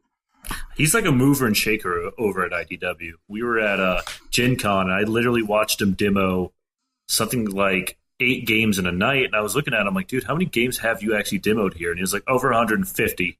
I was like, how do you even process it anymore? And it's like, honestly, gut checks. I was like, got it. Understood. Yeah, because a lot of people are pitching games to him at IDW, and he kind of gets a feeling if it's a game worth picking up or not. That's got to be an interesting position. Anyway, we're sidetracking. Yes, sorry. Yes, sorry. So Barnacle Bay. Okay, so we've got a little bit of overview of the story. Mm-hmm. So let's talk a little about development. Like, how long was the development cycle? Like, when did you guys actually sit down and start planning the board game, and how long did it take you to get from point A to point B? So the Kickstarter was last year, and it ended in July. I remember that specifically. And then pretty much we told ourselves immediately after that, we're going to start working on the board game. And that's exactly what we did. We had so Jonathan had some really strong ideas of how we wanted to build it out, because we were trying to build the most kind of perfect dungeon delver for us, specifically, like the kind of game we would want to play and get really into. And as we started developing it, we realized very quickly we kept talking about all these ideas and trying to write stuff down, but when it really came down to it, we just had to put paper on a table, start chucking some dice with some models, and see what happened. And honestly, that was about the first month or so of working on that game, is just night after night sitting there for 8 hours a session, just chucking dice and seeing what the result would end up being. I'm sure there's veteran game designers out there that can actually set it up a little bit better ahead of time. But for us, that system worked really, really well, because it helped really develop and hone what we wanted the game to be. Well, you can get a bunch of ideas of how a game will play, but you really don't understand the way it feels until you literally just start playing it. Yeah. I actually had a lot of people over the past few conventions ask my opinion on how to get started on game design. And I said, literally print a piece of paper with square grids, grab a couple miniatures out of your drawers, and just start playing. And it'll develop over time. I mean, the first iteration of those rules are going to be abysmal. Yeah. But then you just have to get started. You need a foundation to build on, right? Yes. Yeah. You can't just spew out a finished product without going through iterations before that. Mm-hmm. That doesn't happen. Oh, yeah, trust me. We knew that well. Well, me with my art background when we were working on this, I think 3 months in, I mean, we're still roughing out a prototype, like pen and paper, like, oh, this is a water square. I'm going to color it blue. I think at that point... that was before we had art for the things. Yeah, at that point, I literally was starting to come up with, like, hero dashboard cards, and, like, the dashboard the hero cards would actually go on, and of course, that was preemptive because we've changed it 7 times since then. Well, we literally, like, we were prototyping early. Heath couldn't deal with anything not having any form of art on it. Like, say we made an item card and, Roland's going to use a sword. He had to literally take out a pencil and doodle a little sword on the card. Like, he just couldn't deal. I'm a visual guy. Yeah, well, you're the art guy, so it makes sense. Because I know when I spoke to you, I think in October, you guys didn't really have any initial artwork yet. No. You had some concept art, you had some ideas what you wanted to do, but there was actually nothing done yet. Yeah. And I think the first prototype of the game that I saw that was kind of fleshed out was Adepticon the following year. That was the first. Yeah, Adepticon this past year was the first time we got to show the game to the public. The game I couldn't actually get to, because anytime I tried to get near you guys, it was like fighting off a horde of bear sharks on the show. Exactly. I was going to say something really horrible because I forgot that I was recording our podcast. And Heath and I got a little emotional at the response of Adepticon. Because we went in Adepticon showing off the first time, going, all right, people may not like our game. This could just be a one and done. We can show it off and see how it goes. Mm-hmm. And then we get there and people start saying we're like the talk of the show. And then we start blowing our minds. And then we were showing demos and playing games from 9 in the morning until the hall closed. And then once the hall was closed, we literally had a waiting list. You were in the hallway. To play outside in the hallway. We had a waiting list, and we're playing until 2:30 in the morning almost every night. Yeah, I know, because I kept trying to get in. I'm like, frig, they're still playing. we had people come by and they demoed the game, and then they got excited, would run off and bring back 3 or 4 of their friends, and then demo the game again. I mean, so you guys know, we were sharing. Mr. Justin from Secret Weapon Miniatures was actually generous enough to give us a little space at the show, so we literally had one pop-up 2x2 foot table and some minis from the Kickstarter for sale, and we were just showing off the game. We barely had enough space on that thing. Yeah. But literally, people were gathering around us in crowds trying to play it. And then they were playing it so much, they wanted to show their friends after the hall closed and learn the rules quick enough, because it is a pretty simple but intuitive system, that they were demoing the game for us to their friends. We were just there to answer complex questions. That was an amazing moment, actually. The first time at Adepticon, Lance Hinkle from Learn to Play Games, he demoed the game twice, and then at late night Adepticon, he was teaching all his friends how to play it already. And I didn't have to demo it at all. I just sat there and watched everyone have fun playing my game without me actually being involved whatsoever. And that was super, super awesome to see that for the first time. That's got to be a cool feeling, right? Because you've accomplished something when your rules are fun and simple, and people just get it. Yeah, because that doesn't happen very often. If you look at, there's been a lot of good, simple-ish games in the last few years, but I can't think of any where the rules were so simple that you could do something like that, where you play a couple demos, and then you could actually teach people how to play a full-fledged game. Yeah, it was pretty amazing. Sorry, I just had a phone call. I had to turn that off, and it was going into my headphones connected to my computer, so it freaked me out. I forgive you. It's okay. No, it was super awesome, and just to sit back and watch a bunch of people hooting and hollering about something I created was just amazing. And it wasn't like they were hooting and hollering because I was around or I was a part of it, making them excited. They were having fun. They were just having a blast, and I was just sitting there watching it. And it was, I was like, is this what a parent feels like when their child starts walking? My baby bird's out there in the world. Yeah, probably. It's probably not far. Speaking from experience. Okay, so why don't we talk a little about the mechanics of the game? What makes it stand out? Ooh, that's a loaded question. Okay, I can start going over, I would say, my favorite parts of the game. Mm-hmm. Yeah, sure. Probably one of the mechanics that really drives the game is the initiative system of the game.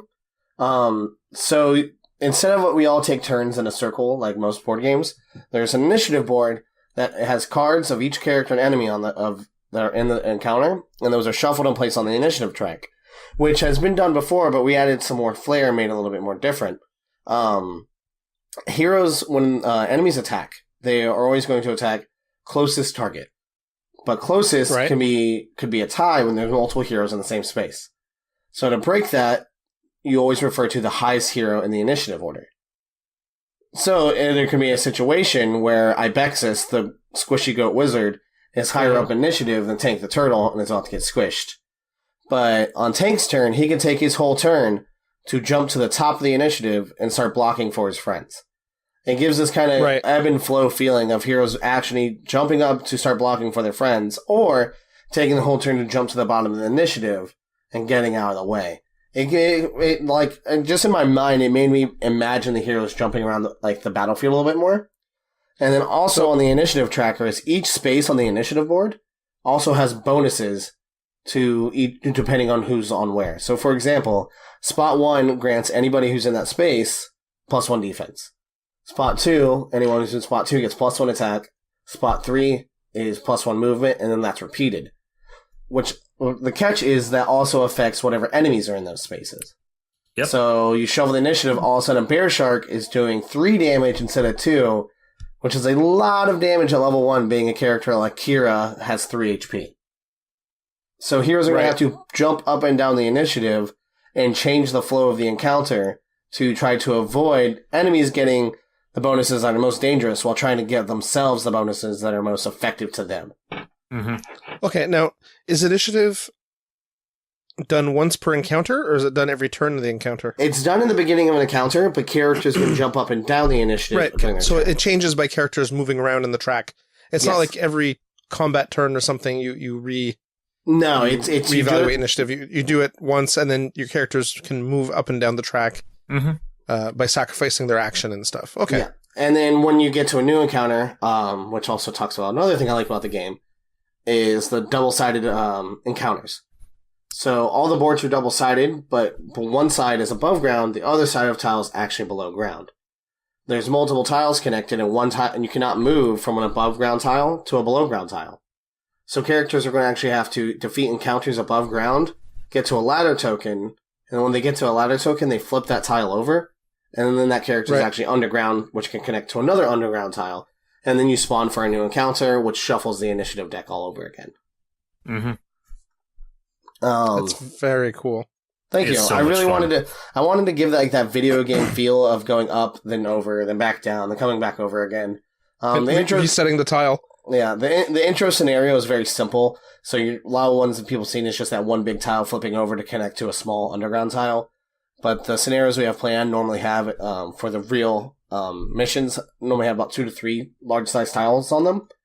Okay. So you can be on an above-ground tile, and then go underground, and then all of a sudden you're connected to 2 other below-ground tiles, making this huge underground labyrinth you're going to have to deal with.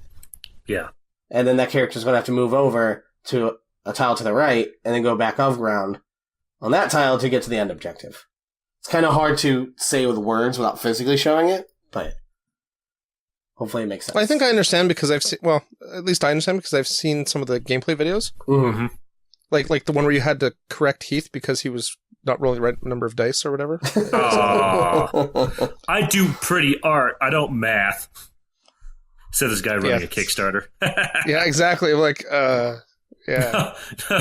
We have calculators and we've done all our research. And then I would say probably my favorite mechanic is the darkness tiles in the game. On the board, tiles. There is squares that are covered up with darkness squares, which represent Elderbane's dark magic shrouding the city. They block line of sight, and you can't see through them until you enter them. When you enter it, you flip over the tile, and it reveals that it's either treasure or causes an event. And the events are super fun. So, for example, one of the events everyone's seen is the Lady of the Puddle. Like, you flip it over, and you have to draw an event card, and you get the Lady of the Puddle card. You see a lady looking back at you through a magical puddle, you have to roll your knowledge. Each hero has their own knowledge stat, so they'll roll that many dice and then check for how many successes they get. Depending on how many successes you get, different things happen on the event. Like if you rolled well, it says you try to communicate with the siren, she's pleased, you gain 1 loot card. But if you rolled poorly, it says you try to attack a puddle, it turns into a geyser of water, launching you into the air, you are knocked down and suffer 1 wound. So there's over 50 events in that event deck, which means you can go through an entire campaign and never see the same event twice. It creates those, what I like to call water cooler moments, and makes stories happen within the game instead of in between the pages of the scenarios. Well, as an example of what Jonathan was just saying, like the water cooler moment. So we were at Adepticon in one of these after the hall closes scenarios. And so our buddy Lance was showing a whole bunch of people the game, and we're just sitting back and watching them play, which is beautiful. So they just cleared the top of the tile, and they're at the underground tile. They spawned in a whole bunch more monsters because as your characters gain experience, more and more monsters tend to show up as you're spawning them around the board. So they're going through it. They just defeated all the monsters on the board, but the characters are at like they're all low health. If a character loses all of their health, they lose a party morale. If you lose enough morale, you lose the entire scenario, and you have to start over or choose a new one. So they're literally at their last morale with 1 HP left, and the character is about to go through a darkness space to literally fight the last bear shark in the board and beat the intro scenario. So we're all on pins and needles watching them. Well, that's a lie. Jonathan and I were giggling madly because we're like, they could possibly lose this, and that would be beautiful. So they go into this darkness space, and we pull over an event card, and it's the magic chest. Basically, it's an enchanted magical chest, and it's got 3 options. You roll a 0, and you punch it, and it explodes and kills you. You roll like a 1 to 2, and you can't figure out how it works. You roll a 3, you get a loot from it. So literally, you have to roll 1 knowledge success. That's not hard. There's a 4 out of 6 chance that you can do that. More than that because he's rolling 2 dice with that character. That's true. All right, yeah, even higher chances of that. So the roll happens. He throws those dice down, and we're just watching him clatter around, and we're like, wait. 0. Literally, his party lost the scenario because it punched a magical chest and exploded and killed him. And he was like, I just lost my last HP. And everyone just like had big grins on their face, and they all just kind of went to half frowns. Like, did we just lose? We're like, yes. Yes. Your friend was dumb and punched a chest. Deal with it. It was good times. Man. That was highly entertaining. And the great part was they all lost, but they were so thrilled by it. Yeah, really. I mean, they all were like, wait, what happened? Oh, come on. That's awesome. Well, that's cool, though. So, if you can enjoy losing a game, it probably means the game did something right. Well, the thing is about our game, too, is that we realized very quickly when we're developing it, the game's got to be challenging. It's got to be tough. And obviously, we love tough games because, we were playing Bloodborne and Dark Souls and giggling madly the entire time while being slaughtered left and right. So we kind of built that mentality into the base game. And so it's kind of a funny comparison when you have these kind of cute, cuddly animal creatures attacking each other, but then all of a sudden it takes this brutal edge where it's like, oh, we may actually lose this thing. Because what's the point of playing a co-op game with your friends if it's not actually challenging? So we tried to build it in.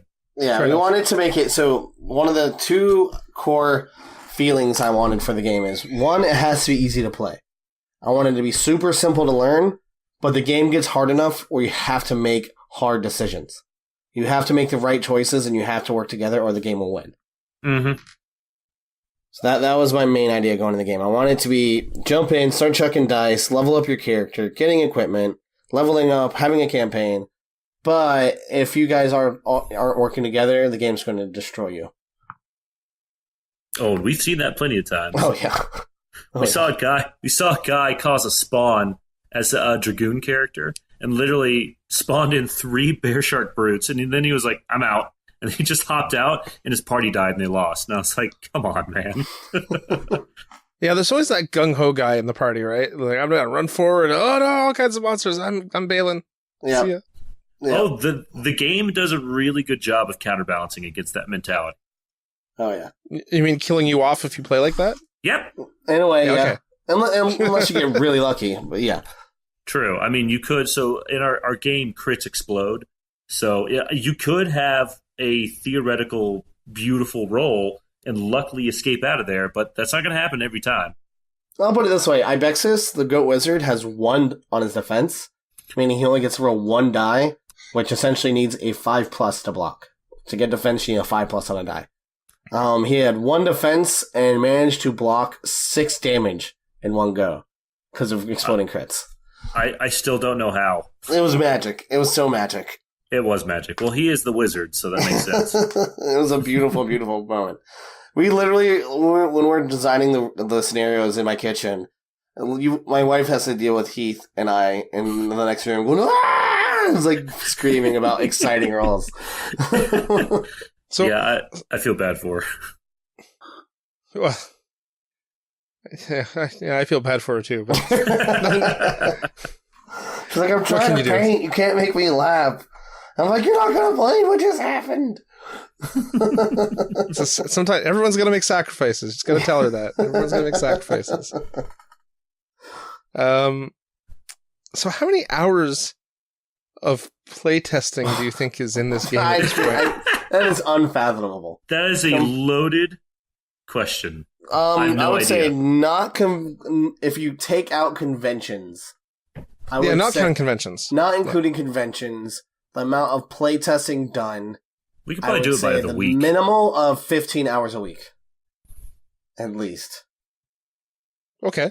We probably get together we're probably getting together in the early stages 2 or 3 times a week, doing 8-hour sessions of just beta testing after work. Yeah, so it's probably about 20 hours a week. Mm-hmm. That's a lot of time. That was for over half a year or whatever? Yeah, like a year and a half. Wow. A little bit involved. Now, this brings up another point. So you've gone to conventions with the game, and you've showed it to people. Have you made changes to the rules based off things you saw at conventions? Yes. We've gotten great feedback from people in the industry and people who've gotten to play test the game. I will never believe I have all the greatest ideas, ever. You know, especially this is my first game, right? I'm not going to try to pretend like I'm an amazing game designer by any means. Yeah. So if someone comes up with a point or finds an issue, we have made changes throughout the year, for sure. I mean, we will automatically jump into, like, we were at Adepticon, at Simon Expo, at Gen Con. I mean, basically anytime we hear a piece of advice, like, you have to filter them in, and you have to say, well, we like how the game works, so we don't want to change some of its core mechanics, or this is a good idea, but it's something we don't want to take in. But every now and then, Jonathan and I hear a suggestion. We both just stare at each other like, oh my God, why did we think of that? That's amazing. Like, the perfect example is, we keep talking about that at Adepticon, but a perfect example is, so I talked about in the game how you can move up and down the initiative to try to get the bonuses you need. So, and it's a co-op game, and it's a kind of an easygoing game. So I didn't think a lot of people would really abuse that hard, right? I was really wrong. I was really wrong. Because I figured, I was like, that's boring. Who would want to do that and spend all of their turns just sitting there changing the initiative, turn after turn after turn after turn until they get what they want? I was like, no one would want to do that. And then, of course, they did that. And I was like, well, that is stupid. So I immediately changed the rule, like, that night. So now you can no longer change your placement in the initiative track unless you have enemies encountered with you. I mean, so they were literally hiding behind a corner, so no enemies were coming at them yet, and just sat around and changed their initiative over. And there were, And I was like, this is not how I want this game to play. So now you have to be engaged with an enemy to change initiative. Mm-hmm. It's so funny. It's such a gamer solution, right? Yes. I was like, because my brain was like, I would never want to play that way, right? Because I just want to play. I don't care if I lose, right? I just want the experience of playing. Like, I'm competitive and all, but I just want to run in there and be crazy and hoot and holler. But you don't want to spend, you don't want to make a game 30% longer than it needs to be because you're spending all your time hiding in a corner, changing your initiative order to get the perfect lineup. Yeah. Like, I didn't expect people to min-max the family-friendly dungeon crawl. We drastically underestimated this game. I know, it was dumb of me. I knew if it was competitive. If it was competitive, I would see it all damn day. Right? Competitive, people will take whatever they can get to get an advantage when it's a competitive PvP type game. But since it was co-op, I didn't see it really being a thing. But we changed the rules. So there is no such thing as non-competitive gaming. True. Fair. I'm writing that down on my whiteboard. I was going to say, if people found a way to break Super Mario Brothers, then yeah, they're going to find a way to break our game too in about 5 seconds. Well, they did, and we fixed it, and now no one has broken it since. People just had really awesome suggestions of other things, which we instantly implemented after playtesting a bunch. Yeah, it's been fun when someone brings up their friend and they say, "Oh, don't let so-and-so play it. He'll break your game. He'll break it." And we're sitting there like, "Okay, we'll play the game. I hope he breaks it. Like, I hope there's something that we can hear that'll help us build a better game." No, I want people to see. I want to see someone break my game because if they can, I want to fix it. Yeah, You know, but so far, when those game breakers come and play our game, especially where it is now, they're like, "Well, I think I don't this like one thing could be a little bit better, but that's just part preference. I'm like, all right, cool, thank you. You know, all right, that's fine." no, but the game has been super fun. I feel weird tooting my own horn. I have a hard time giving myself a pat on the back for what we've done. But Well, you should be very proud. Thank you. I mean, you took a product from concept to pre-production, and now you're going into production. Yeah. So it's not easy to do that. If it was easy, everyone could do it. especially as a 3-person team. Yeah, Exactly. which Yeah, is so what made you decide to go with Elizabeth Beckley as the studio painter? So I guess it all started way back when I went to my first Adepticon. And I met this lovely miniature painter. And then one thing led to another, and now she's my wife. Was it in your marriage contract? If you develop a game, she has to be the studio painter? Yeah, and I have to film every Miniature Monthly video. Jonathan, I'm going to describe your marriage permanently now as one thing led to another, and now she's my wife. That works well. Storytelling by Jonathan Phillips Bradford. Yes, I always love that saying one thing led to another, because you can always use that to fill in any gaps, no matter how vague you want it to be. 30-year gap, like world history happening. One thing led to another, and we won World War II. Yeah, That's true, right? But can you imagine the stick one you day would this get? man Adolf Hitler was born. One thing led to another, and then there was World War II. Can you imagine what she would do to him if he got someone else to paint for the studio? It depends. She would either be relieved or be jealous or mad I'm spending money. It can go a lot of ways. I'm going to say split. You haven't been married long enough because you put in she'd be relieved. Yeah, no. Because even if she was relieved, she would never admit it. It's true. She is your wife. It's true. No, she's done an absolutely amazing job on the paint jobs. Really. And she's been a big part of the helping along with the direction of some of the character designs and color choices and stuff like that. When you have one of the people you're working with on a day-by-day basis working on this project who is a professional miniature painter, literally I can show her these designs or the colors and be like, "Liz, what do you think?" And she's like, "Well, it's kind of hard to paint these colors, or this design would look a little bit cooler if it had like the spikes over here, if it had more texture, or if it had this kind of material." And I'm sitting there like, I didn't think of any of that. That's awesome. Yeah. And then all of a sudden, like, it just helps develop into this beautiful thing. Like, there's no way any of us could have done this by ourselves. All of our miniatures have been designed, imposed, and drawn with the design of hobbyists in mind. We wanted characters that people were excited to paint as well as play.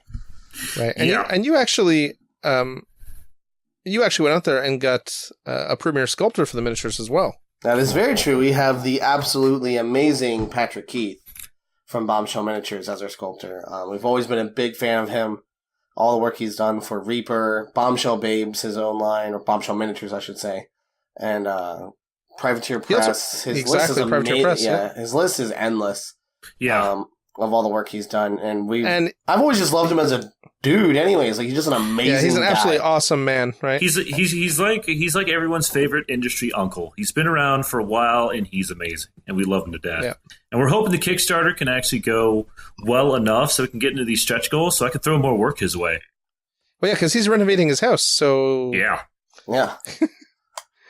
So you probably need some money. So yeah, support if you don't like us, support our Kickstarter to support Patrick Keith.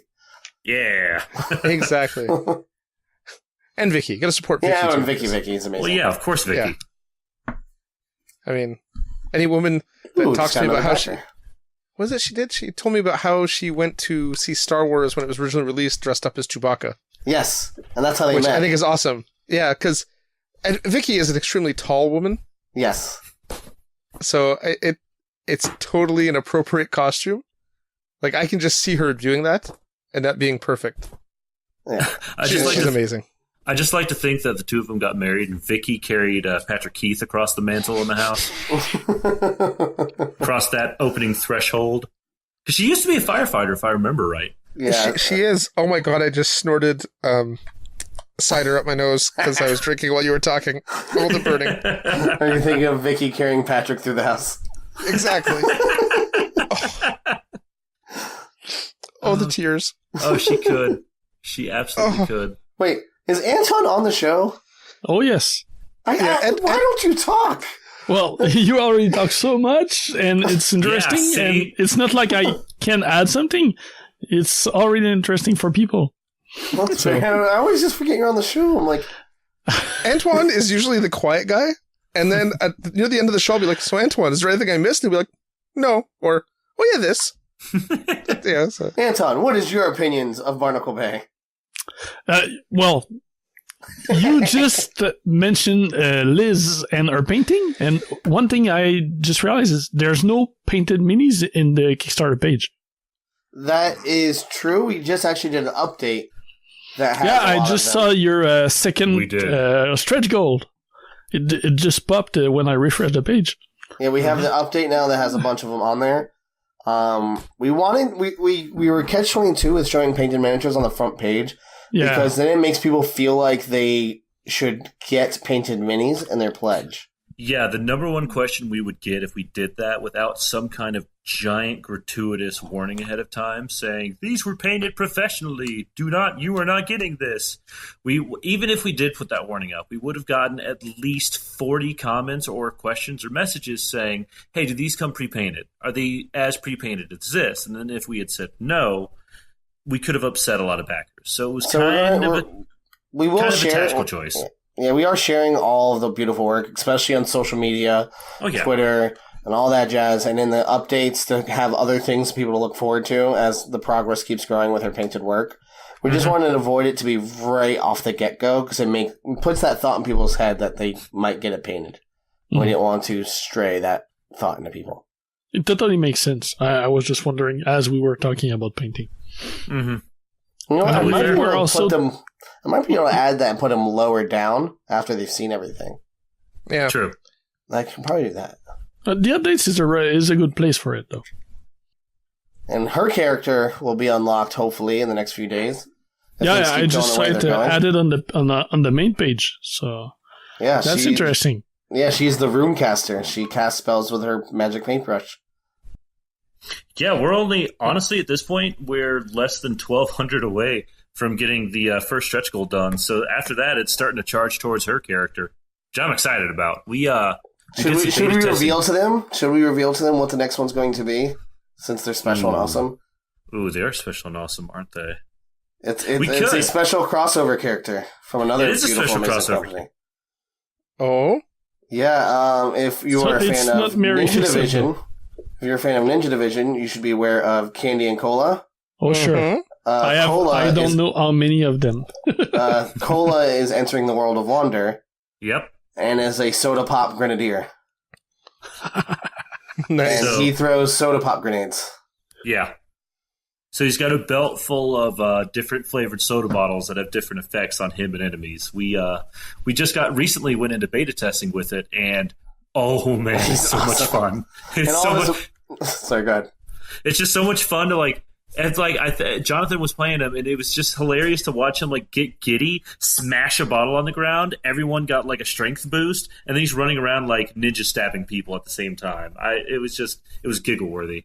The character is just adorable in all ways, and also I've never seen Cola look so badass because normally he's like a little little fox guy, a little cute cartoon fox guy, and now he's like full like comic book-esque Saturday morning cartoon style of Wander, and he's to scale with other Wander characters. Mm-hmm. And he's pretty rad, and all of his abilities are quite adorable still. Like, so he drops soda bombs either around him or he throws them as weapons. The soda bombs can grant buffs depending on which abilities you choose.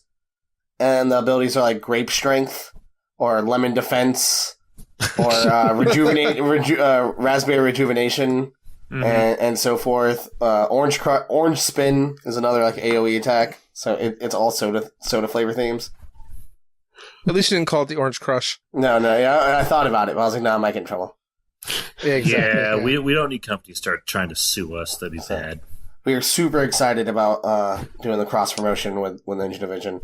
Yeah, super grateful to those guys. Mm-hmm. Yeah, we love them to death. They were definitely a huge part of helping us with advice and helping us build some things and pointing us in a few directions. So the second they were like, yeah, do you want to do a crossover character? We're like, please. Plus, Cole will be a $12 add-on hero. It will be our first add-on hero. Yeah.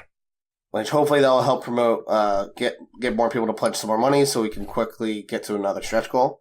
So it'll be Krex the Croc Lobster, Liz the Runecaster, and then Cola the Soda Grenadier. As an add-on, will it still be plastic like the other minis? Yes, it will all be pre-assembled plastic. Okay. And it will not be like the Founders Pack. Yeah, any models that get unlocked via stretch goals are going to go into mass production plastic, pre-assembled. That's the game plan, which is, part of the reason why we are in Kickstarter to raise this money to be able to do these things. Because we've actually had a lot of questions the past few days about the Founders Pack. Founders Pack is a way to help anyone who felt like they missed out on our first Kickstarter to get all those original heroes from the first Kickstarter that are the unassembled, alternate sculpted miniatures, and to help also promote anyone who has been supported Wander thus far. They'll also get alternate hero cards. So there'll be alternate sculpts with alternate abilities. We like to think of them as the younger versions of the heroes. Mm-hmm. And for people who already own those miniatures, will there be a way to get just the cards? Yes. If you already own the miniatures, if you contact us after the Kickstarter, once we have the cards, we will send them to you for free. Oh, that's cool. Yeah, we're absolutely going to support people who have already bought miniatures or were original backers of the Kickstarter. Those guys deserve to get those, and we'll absolutely make sure to get them out because, treating backers right is the number one thing we need to do. Like, we're fully well aware that, gamers don't want metal miniatures or don't want to have to assemble. But we figured it's better to have it to offer to people who are interested in more of the boutique miniatures and the hobbyists to get what was offered in the first Kickstarter. Well, plus the Founders Pledge comes with John and Reyna. John the Chameleon Bard and Reyna the Kangaroo Dragoon. Two fabulous characters. It's two of those those two I own. Yeah. That's actually fantastic. They play beautifully in the game. John plays just like a bard. Yeah. Like his first ability is all enemies in the same space of him get +1 attack, or all heroes in the same space get allies in the same space get a +1 to defense and stuff like that. And then his weapon, he can either do a melee attack with his guitar, or he can do the power chord spell, which he knocks over enemies when he does a critical. He can also do a power slide where he slides through a square and knocks over enemies as he's going. So you can tell we had a little bit of fun coming up with it. I'm glad he's got a sword strapped to his back just for, a little flair. Yeah, he doesn't use it. that's kind of funny. I just like the idea that, as he's leaving to go to Bard school, his family's like, here, take this. And he's like, I don't need this. All right, that's cool. It's El Kabong. He just bashes people with. I love that model so much. It's the happiest model I think I've seen from a lot of lines. Well, actually, you painted one. I did. I remember you painted one at ReaperCon. Yeah. So even though I do art professionally as a living, I am abysmal as far as keeping up with painted minis. Oh no! I'm okay. I could do low tabletop. But that was my, I think, 6th, as in 1, 2, 3, 4, 5, 6. That was my 6th mini I've ever painted. Well, you had some good tutelage going on there because Kathy Wapple was helping you out. Listen, sitting next to Kathy Wapple, painting a model was a experience all in itself, and I don't want to trade it for the world. Kathy and Jim are two of my favorite people. Yeah. Also, having Kathy Wapple trash talk you. It has got to be one of the most adorable and hilarious moments I've ever run into. She is razor sharp with that tongue of hers. Yes. I love both the Waffles. They are amazing people. They're the right type of crazy. Yeah, they were like actually the first friends I made in the industry outside of working in Cool Mini. When I went to Adepticon, they were the first, like, I made friends in the office, but when I went to Adepticon, they were the first friends I made in the industry. And I believe Jim and I started talking to me about side boob and nipple hair. And about men's side boob. That was the conversations we had. You were at a gaming convention, so yeah. I'm afraid to say you probably saw some of that. Yes. All of the above at the same time. Gaming. Gaming is such a double-edged sword, eh? So to go back to the stretch goals, yes, I have a question. Being a backer of the first Kickstarter, will we see the last stretch goal that was not reached? Was Mary Fixit? Will she appear in Wonder in the board game? We will say we very much hope so. Yes. So Mary Fixit is definitely one of our favorite designs from those. And that was definitely a plotted idea in the first one. Like, I want to make Mary Fixit a stretch goal at this point to see if we can't get this many things unlocked. In the first Kickstarter. The first 5 stretch goals in this are all things we felt like must happen. The first 5s are the absolutes, like, we need to have this happen. So we're very hopeful that we can make it. The way it's been going, with 30 more days, I think it's very possible. I think it is highly, highly possible that Mary Fixit may be a model at some point or another. Yes. Wow, that's very vague and non-committal. I approve. Yeah. She won't be the next one, but we definitely want her to be a part of it. Let's put it this way. I've done something like 30 character designs overall for Wander, the first Kickstarter, and this one as well. Just in case the thing goes bonkers. And still, Mary Fixit is one of my top favorites. So us being the creators, we're going to put her somewhere towards the front of the line. But where she lands exactly, you guys will just have to figure out by unlocking stretch goals. Tell your friends. Tell your friends, tell your loved ones, tell your enemies. But I don't need more than one copy of the game. Yes, you do. I'll just put down $5,000. Yeah, do it. Think of all the awesome giveaways you can do on your podcast. Do it. $5,000 worth of Wonder. Every listener will get a copy of Wonder. Do it. I need your money. We need those like secret gaming industry billionaires who are like super, super, super big fans of painting models and board games to just be like, I want to see it. Here's some cash. Bam. They exist. That's the scary part. Those people do exist. I wish I was one of those people. I don't think we personally know any of them. If we do, and you're out there, hey, our Kickstarter's up and running. Go check it out. All right. So we've talked a bit about the game. We've talked about character design. We've talked about testing. Is there anything we haven't talked about that you guys would like to discuss? I'm going to... I know the second we turn this off, I'm like, I didn't talk about that. I forgot the one thing. We talked about a lot of the bad guys. We talked about... another thing about the game that's a little different is, did I mention it's a choose-your-own-adventure campaign system? Well, you mentioned that, but not what that means. Okay, so once you defeat the first intro scenario, you then have 3 choices of which mission you get to go for. All the equipment that you've gotten on your mission stays with you, and then you go on to the next mission, one of 3 choices. After that one, you get to go to another scenario that has also 3 choices. After that, you fight one of your first boss encounters. So boss encounters is a completely different type of fight system than the normal scenarios.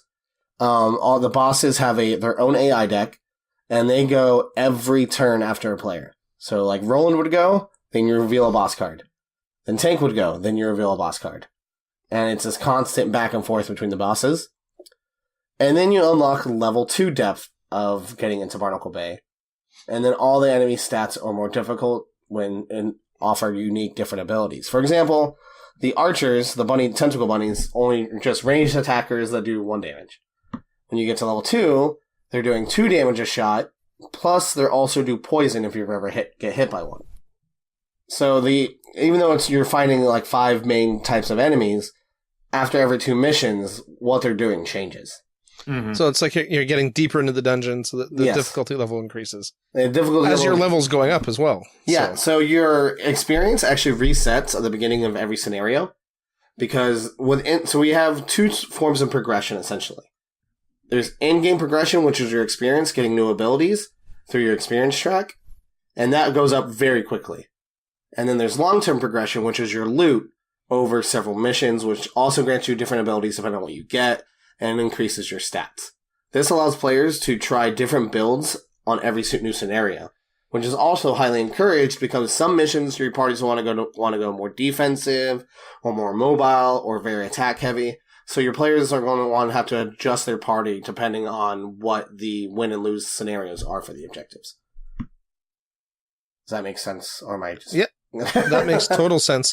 And I was just thinking about that. That's I like that. I like the idea that there's choice. You guys are both familiar with Endless Fantasy Tactics, Yes. right? Just a little. I know you. I Yeah, hope exactly. so for Heath. Yeah, Heath did the artwork for Yes. them.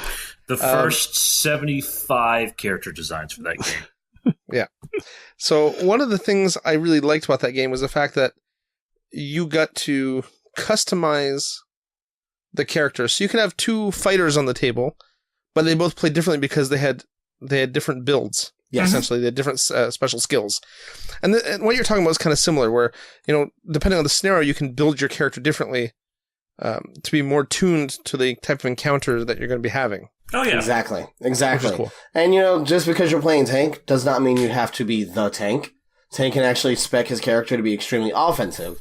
Instead of getting bonus dice defense, he gets an ability which allows him to hold 2-handed weapons in one hand. Well, that's how he lost his arm, probably, is by being a little too offensive. Well, the tank in the board game actually has a new arm that was made by the famous Mary Fixit. Ah. It's a gold. Whenever I just she kind of shows picture... I kind of picture Tank, the young Tank, rushing into combat, being like, "Hey, Roland, hold my beer." Yeah. That's pretty accurate. Pretty accurate. Pretty close. So yeah, we do have a choose your own adventure campaign. There's over 20 scenarios in the core game. So that allows you to play a full campaign 3 times over before you've played everything. This sounds way cool. Yeah, lots of What replay value. Yeah. What age would you say this is a good starting age for this? So that is a good question. I've actually been trying to look into what's considered like the what you would put on a box, but in like reality, just at Dragon Con last weekend, I was playing with a 5-year-old and her mother, and she was chucking dice, deciding which way she wants her character to go and who she wants to beat up, and we did it all together, and it was super fun. I played with an 8-year-old. The mother actually and his just dad. backed the game today to play with her family. Yeah. I just, there was an 8-year-old and his dad, and literally the kid loved the game so much. He, literally hasn't stopped talking about it. And his dad backed the game as well. So I think roughly we're thinking like 10 to 12 plus. But honestly, kids are sharp. I think people don't give them enough credit. Kids are surprisingly sharp. And once they start getting into the game, especially if they're familiar with board games at all, they're going to pick it up fast. Yeah. It's completely family friendly. We just have to figure out what's the appropriate to put on a box for legal reasons and stuff like that. And testing stuff, because yes, you're required to pay for testing if you go a lower age. Exactly. So I think that's all business side. We're on the business side, we're not aiming sure. for like 3 and under. No. Yeah. So we're not sure on that and what will be on the box. Finally, we have to look into that. But as reality, it might if be you can... higher than what really can be played. Exactly. True. But I played it with my niece and nephew who are 11 or who are both 12 years old. They're twins, and they played it with like practically out me. I wasn't teaching them how to play anymore, and it was super awesome. That's cool. So let's say 10 to be safe, but realistically younger if the kid You're can gonna follow be like, all right, instructions. you should move here and you should attack that guy. You're rolling your crossbow. That's 3 dice. Cool. Yeah. Like, oh, you rolled 3 dice, so you got 2 successes. The guy has 1 defense. 2 minus 1. That's 1. Yay! Yeah. Obviously, you'll be walking some younger people through. Yes, That's fine. But it's That's expected, completely family friendly is what we really wanted to push for. We did not want to have overly as family sexualized... friendly as crossbows and meat cleavers can be, right? Yes. Hey, you will notice cultist creatures. You will notice very quickly. There's no blood, no guts, no gore. No boobies. No, exactly. You No tickle the boobies. bad guy's death with your sword. Yeah. Things are defeated. There's no one dies. You've decapitated the enemy. Yeah. Yes. It's like 80s G.I. Joe cartoons. Yes. No one ever dies. Yes. If your kids are good with 80s G.I. Joe cartoons, then thematically this is good enough too. Yeah. Awesome. So you have one adventure in the base box. I think I've heard you say on another podcast that you have other expansions. We do have a very awesome expansion planned. If we get that far, it depends if we raise enough money. We'll have to raise enough money to be able to afford to have production of that. Mm-hmm. But if not in this Kickstarter, it'll definitely be something we'll do in the future, which is Lecluck's Revenge. Lecluck is a ghost pirate chicken lord and her ghost pirate crew. Lecluck has a drumstick peg leg. With their ghost crew of ghost pirate monkeys, pig gunners, albatross banshees, and rhino brutes carrying cannons. I can't wait. Yeah, we really want that to happen. We really, really want that to happen because the ghosts have new mechanics. Ghosts can actually see through walls and terrain. So as soon as they spawn, they're activated. They don't need like actual line of sight. They can just start moving towards you. Also, anytime you get hit by a ghost, your character gets spooked and has to bump down 1 space in the initiative. So we have that plan, which will have 3 pirate ship tiles and another campaign that mixes with the core game of Barnacle Bay. Mm-hmm. We have lots of exciting plans, but awesome. And we're super excited about Lecluck's Revenge. We really hope it will happen, but we are just trying to see what we can do now. Yeah. Honestly, Revenge. Honestly, Lecluck, Ghost Pirate Lecluck. Yeah. Honestly, at this point, it's been let's put it up on Kickstarter. Let's see what it does. We have plans if it went bonkers. We have plans if it's less than bonkers, and we're happy either way. But there's a certain point we got to get to do Lecluck's Revenge and feel pretty good about it. And if we don't hit that, there's nothing saying we can't do a Kickstarter at another point in time to do the expansion for it. For sure. And that that would be our plan. If we don't raise enough to make Lecluck's Revenge in this Kickstarter, we'll fully fulfill this Kickstarter, get it in people's hands, give it all the justice it needs. Once people have had a time to play Barnacle Bay a little bit, then we would probably do a Kickstarter for Lecluck's Revenge.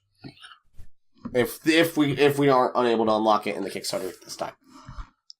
And not to mention, by that point, you would have production copies of the game ready. Yep. You'd be selling them at cons, so you'd have actual revenue coming in. Yes, So. and it would be a much small. It would probably be a much cheaper fund goal because it's just an expansion. Yeah, and then we could spend all con year this year hyping Lecluck's Revenge along with showing off Barnacle Bay. That's next year, I mean. Yeah, that would be our plan because we really want to do Lecluck's Revenge. If you can't tell how excited we are just from the way we describe some of the enemies. I know about so many, we have so many plans for it and so many great things. Oh, also, we forgot to mention the heroes that are involved in that, Jonathan.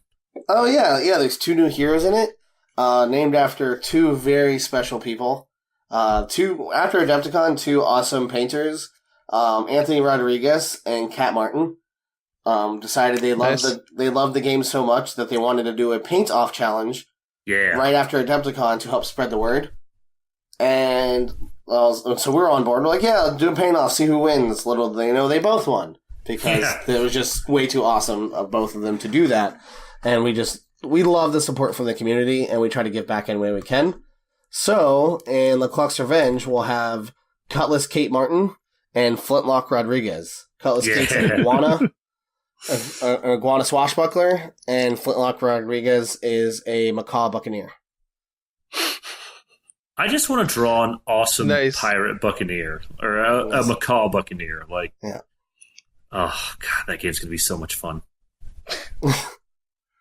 So we have, like Heath said, we have plans for days. We don't lack the know-how.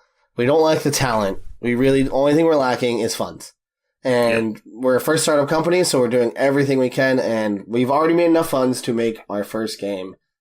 And it's a little unreal, to be honest. It's still sinking in that this is a reality, and it's just amazing. Like within the next year, we're going to start delivering our game into people's hands, and it's almost sounds alien to a degree, but it's an amazing feeling. Yeah, because I think the production schedule delivery is next September or something, is it not? Yeah, we wanted to make sure we had enough time. We didn't want to overpromise like a lot of Kickstarters have. We know this is our first Kickstarter on our own, but whoa, Jonathan. No one ever overpromises on Kickstarter. Well, I wanted to do my best not to. And so if everything goes well, it should be fulfilled before that. But before launching, we have no idea how big this Kickstarter is going to get. If the bigger the Kickstarter gets, the longer it's going to take to fulfill because there's more things that have to be made.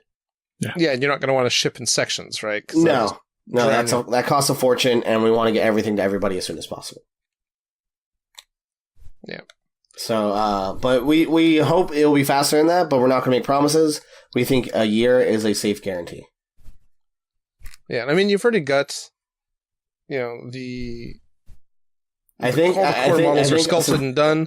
Like, yeah, you're in a very good place, right? So you're making reasonable promises. Yeah, we that's the thing is that when we've been working on this, it wasn't just hey, let's do art and let's put together rules for a game. It's like, oh, we have to figure out like mass production and shipping and pledge management. That's some of the things we talked about last year. You were actually looking for miniature production companies for large quantity. Oh, we got that all figured out now.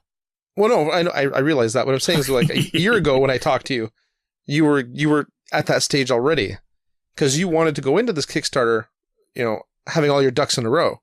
Yeah, which you've obviously done, right? Yeah, 100%. That's the reason that we put this much development into it all is that we wanted to make sure that it'll be okay.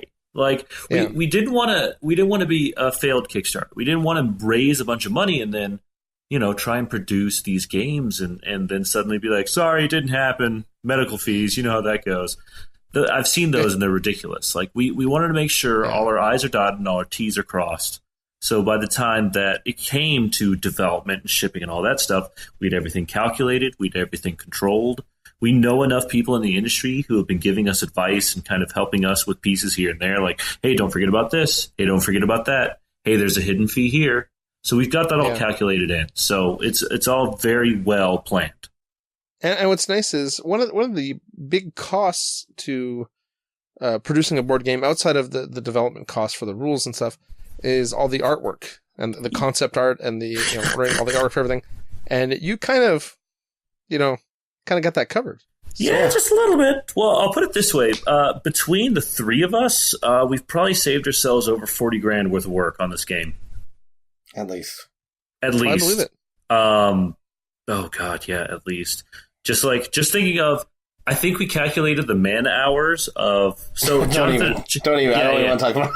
yeah. Like it, just rules development wise, like it's absurd. So at this point, we're just like, okay, the game's coming out. We're happy about that.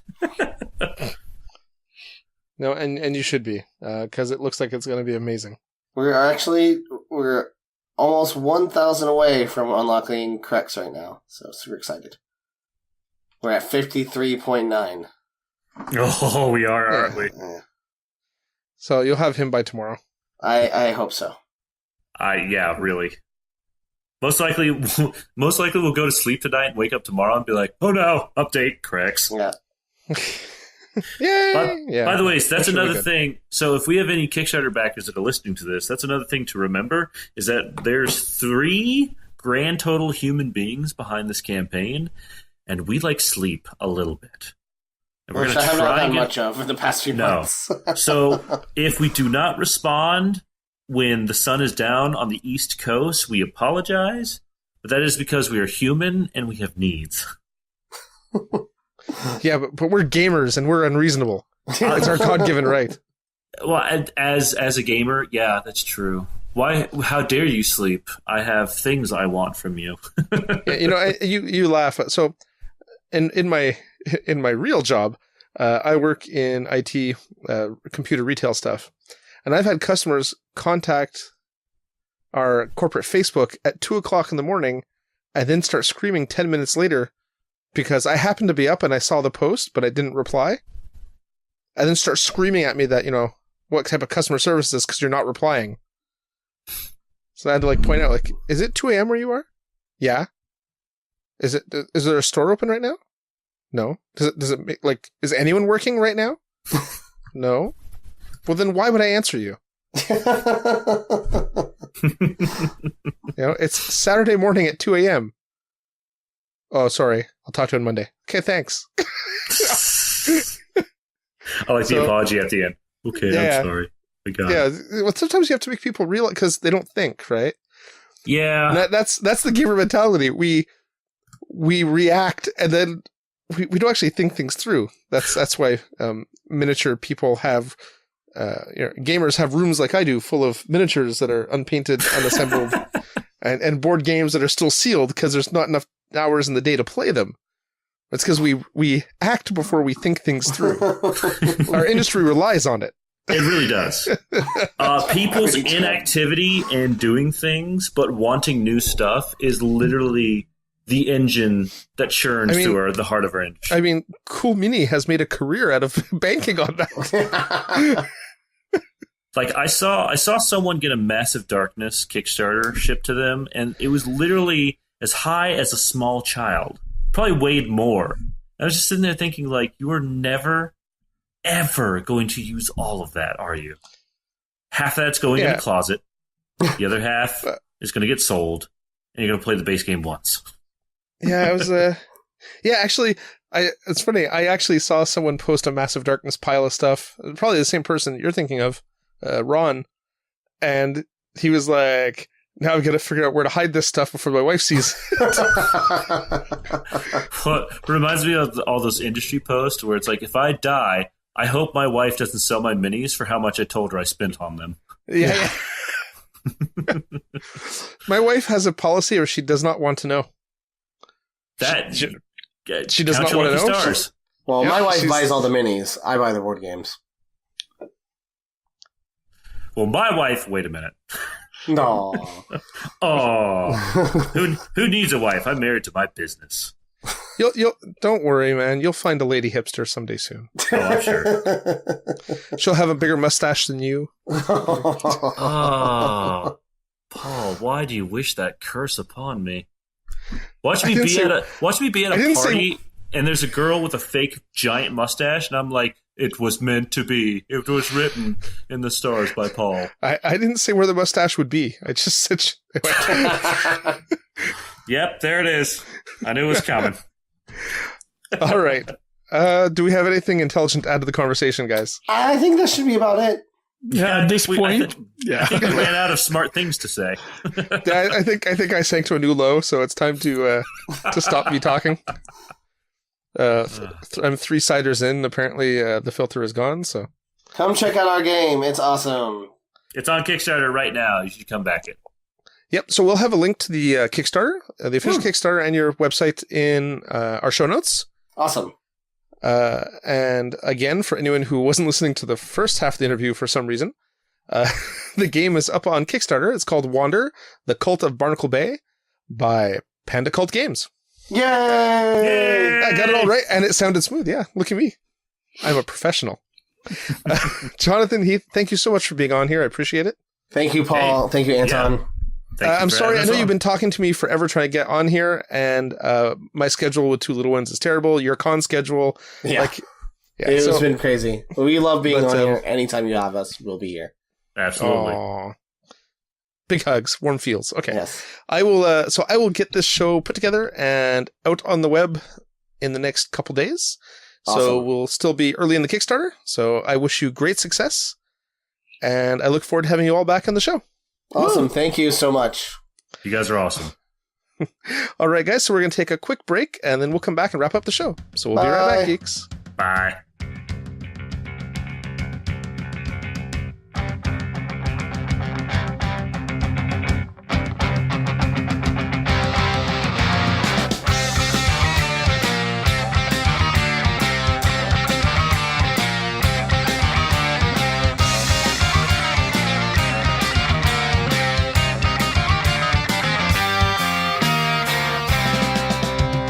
Nous autres, on est les bons buveurs. On veut voir le fond du tonneau. Hey Marie, ça nous fait pas peur. On veut voir le fond du tonneau. Si on nous beurre dans un cahier, soyez certains que c'est pour la vider. And we're back. All right, well, folks, that was... I don't know why Steve's laughing. Well, because you didn't give any warning. You said that you were going to say we're back. You I said we're back, and we're back, so don't worry about it. Well, you cut All right. me off guard. Oh, well. That's the Scotch talking. So cool interview with Jonathan Heath. At least I'm going to presume it's cool because we haven't recorded it yet. But I'm sure it's going to be awesome. You shouldn't. Yeah, behind the veil. You weren't supposed to say that. You ruined the magic for our listeners. Well, Steve is not going to be in the interview, so I'm pretty sure the listeners, are smart enough to figure it out. No, because I could have been silent during the interview. No, that role will be played by Antoine. Oh, that's brutal. No, that's our interview. But Antoine, Usual stuff. Antoine will interject a couple points that I won't think of, but that's the way it always is. He's there to listen to the conversation and pick up the things that I miss. He's like I'm like a shotgun and he's like a sniper. Like, he's super precision. Because I ramble and he comes in with those like laser focus like Comments. What about this? He puts the people on the spot. Like we heard earlier. Refresh my memory. Well, because I just referred to the interview that's going to be inserted in the previous part. Oh. Because I'm sure he's going to I do it during the interview. Yeah, I see which what you did we there. don't know I see what what you did happened yet because it's going to happen in Exactly. the future. Because we can't time travel yet. Yet. Guys, it was awesome to be able to record a show. We didn't. It wasn't much of a show. Let's face it. It was us blathering about us playing some games and an interview, which is really cool. But it wasn't exactly one of our typical shows. We will try to do better.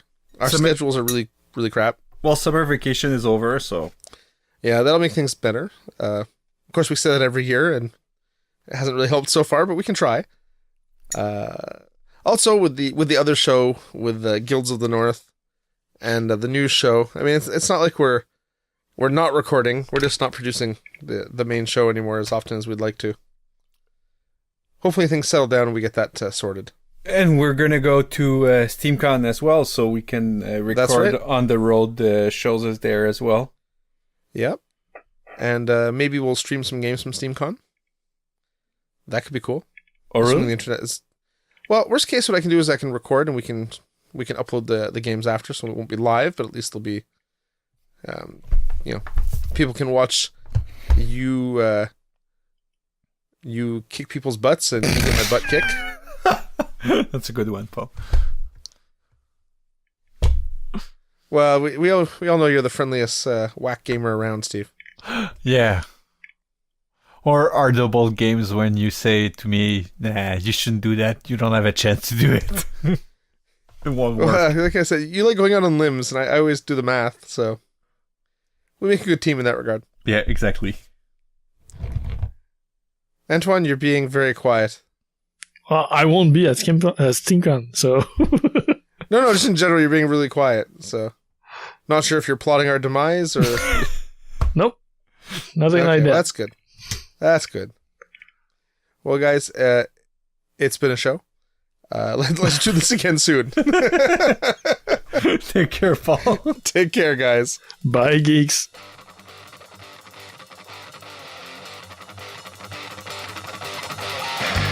Thanks for listening to Geeks of the North. If you want to contact us, you can email us at geeksofthenorth@gmail.com.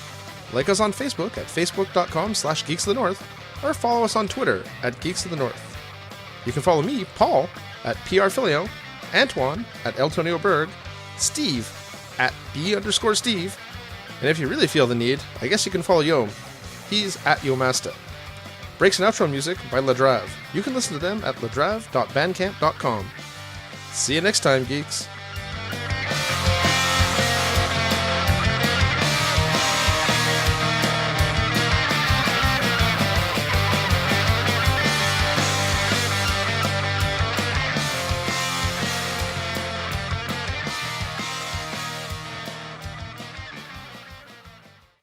Thank you for checking out United Geeks Network family member.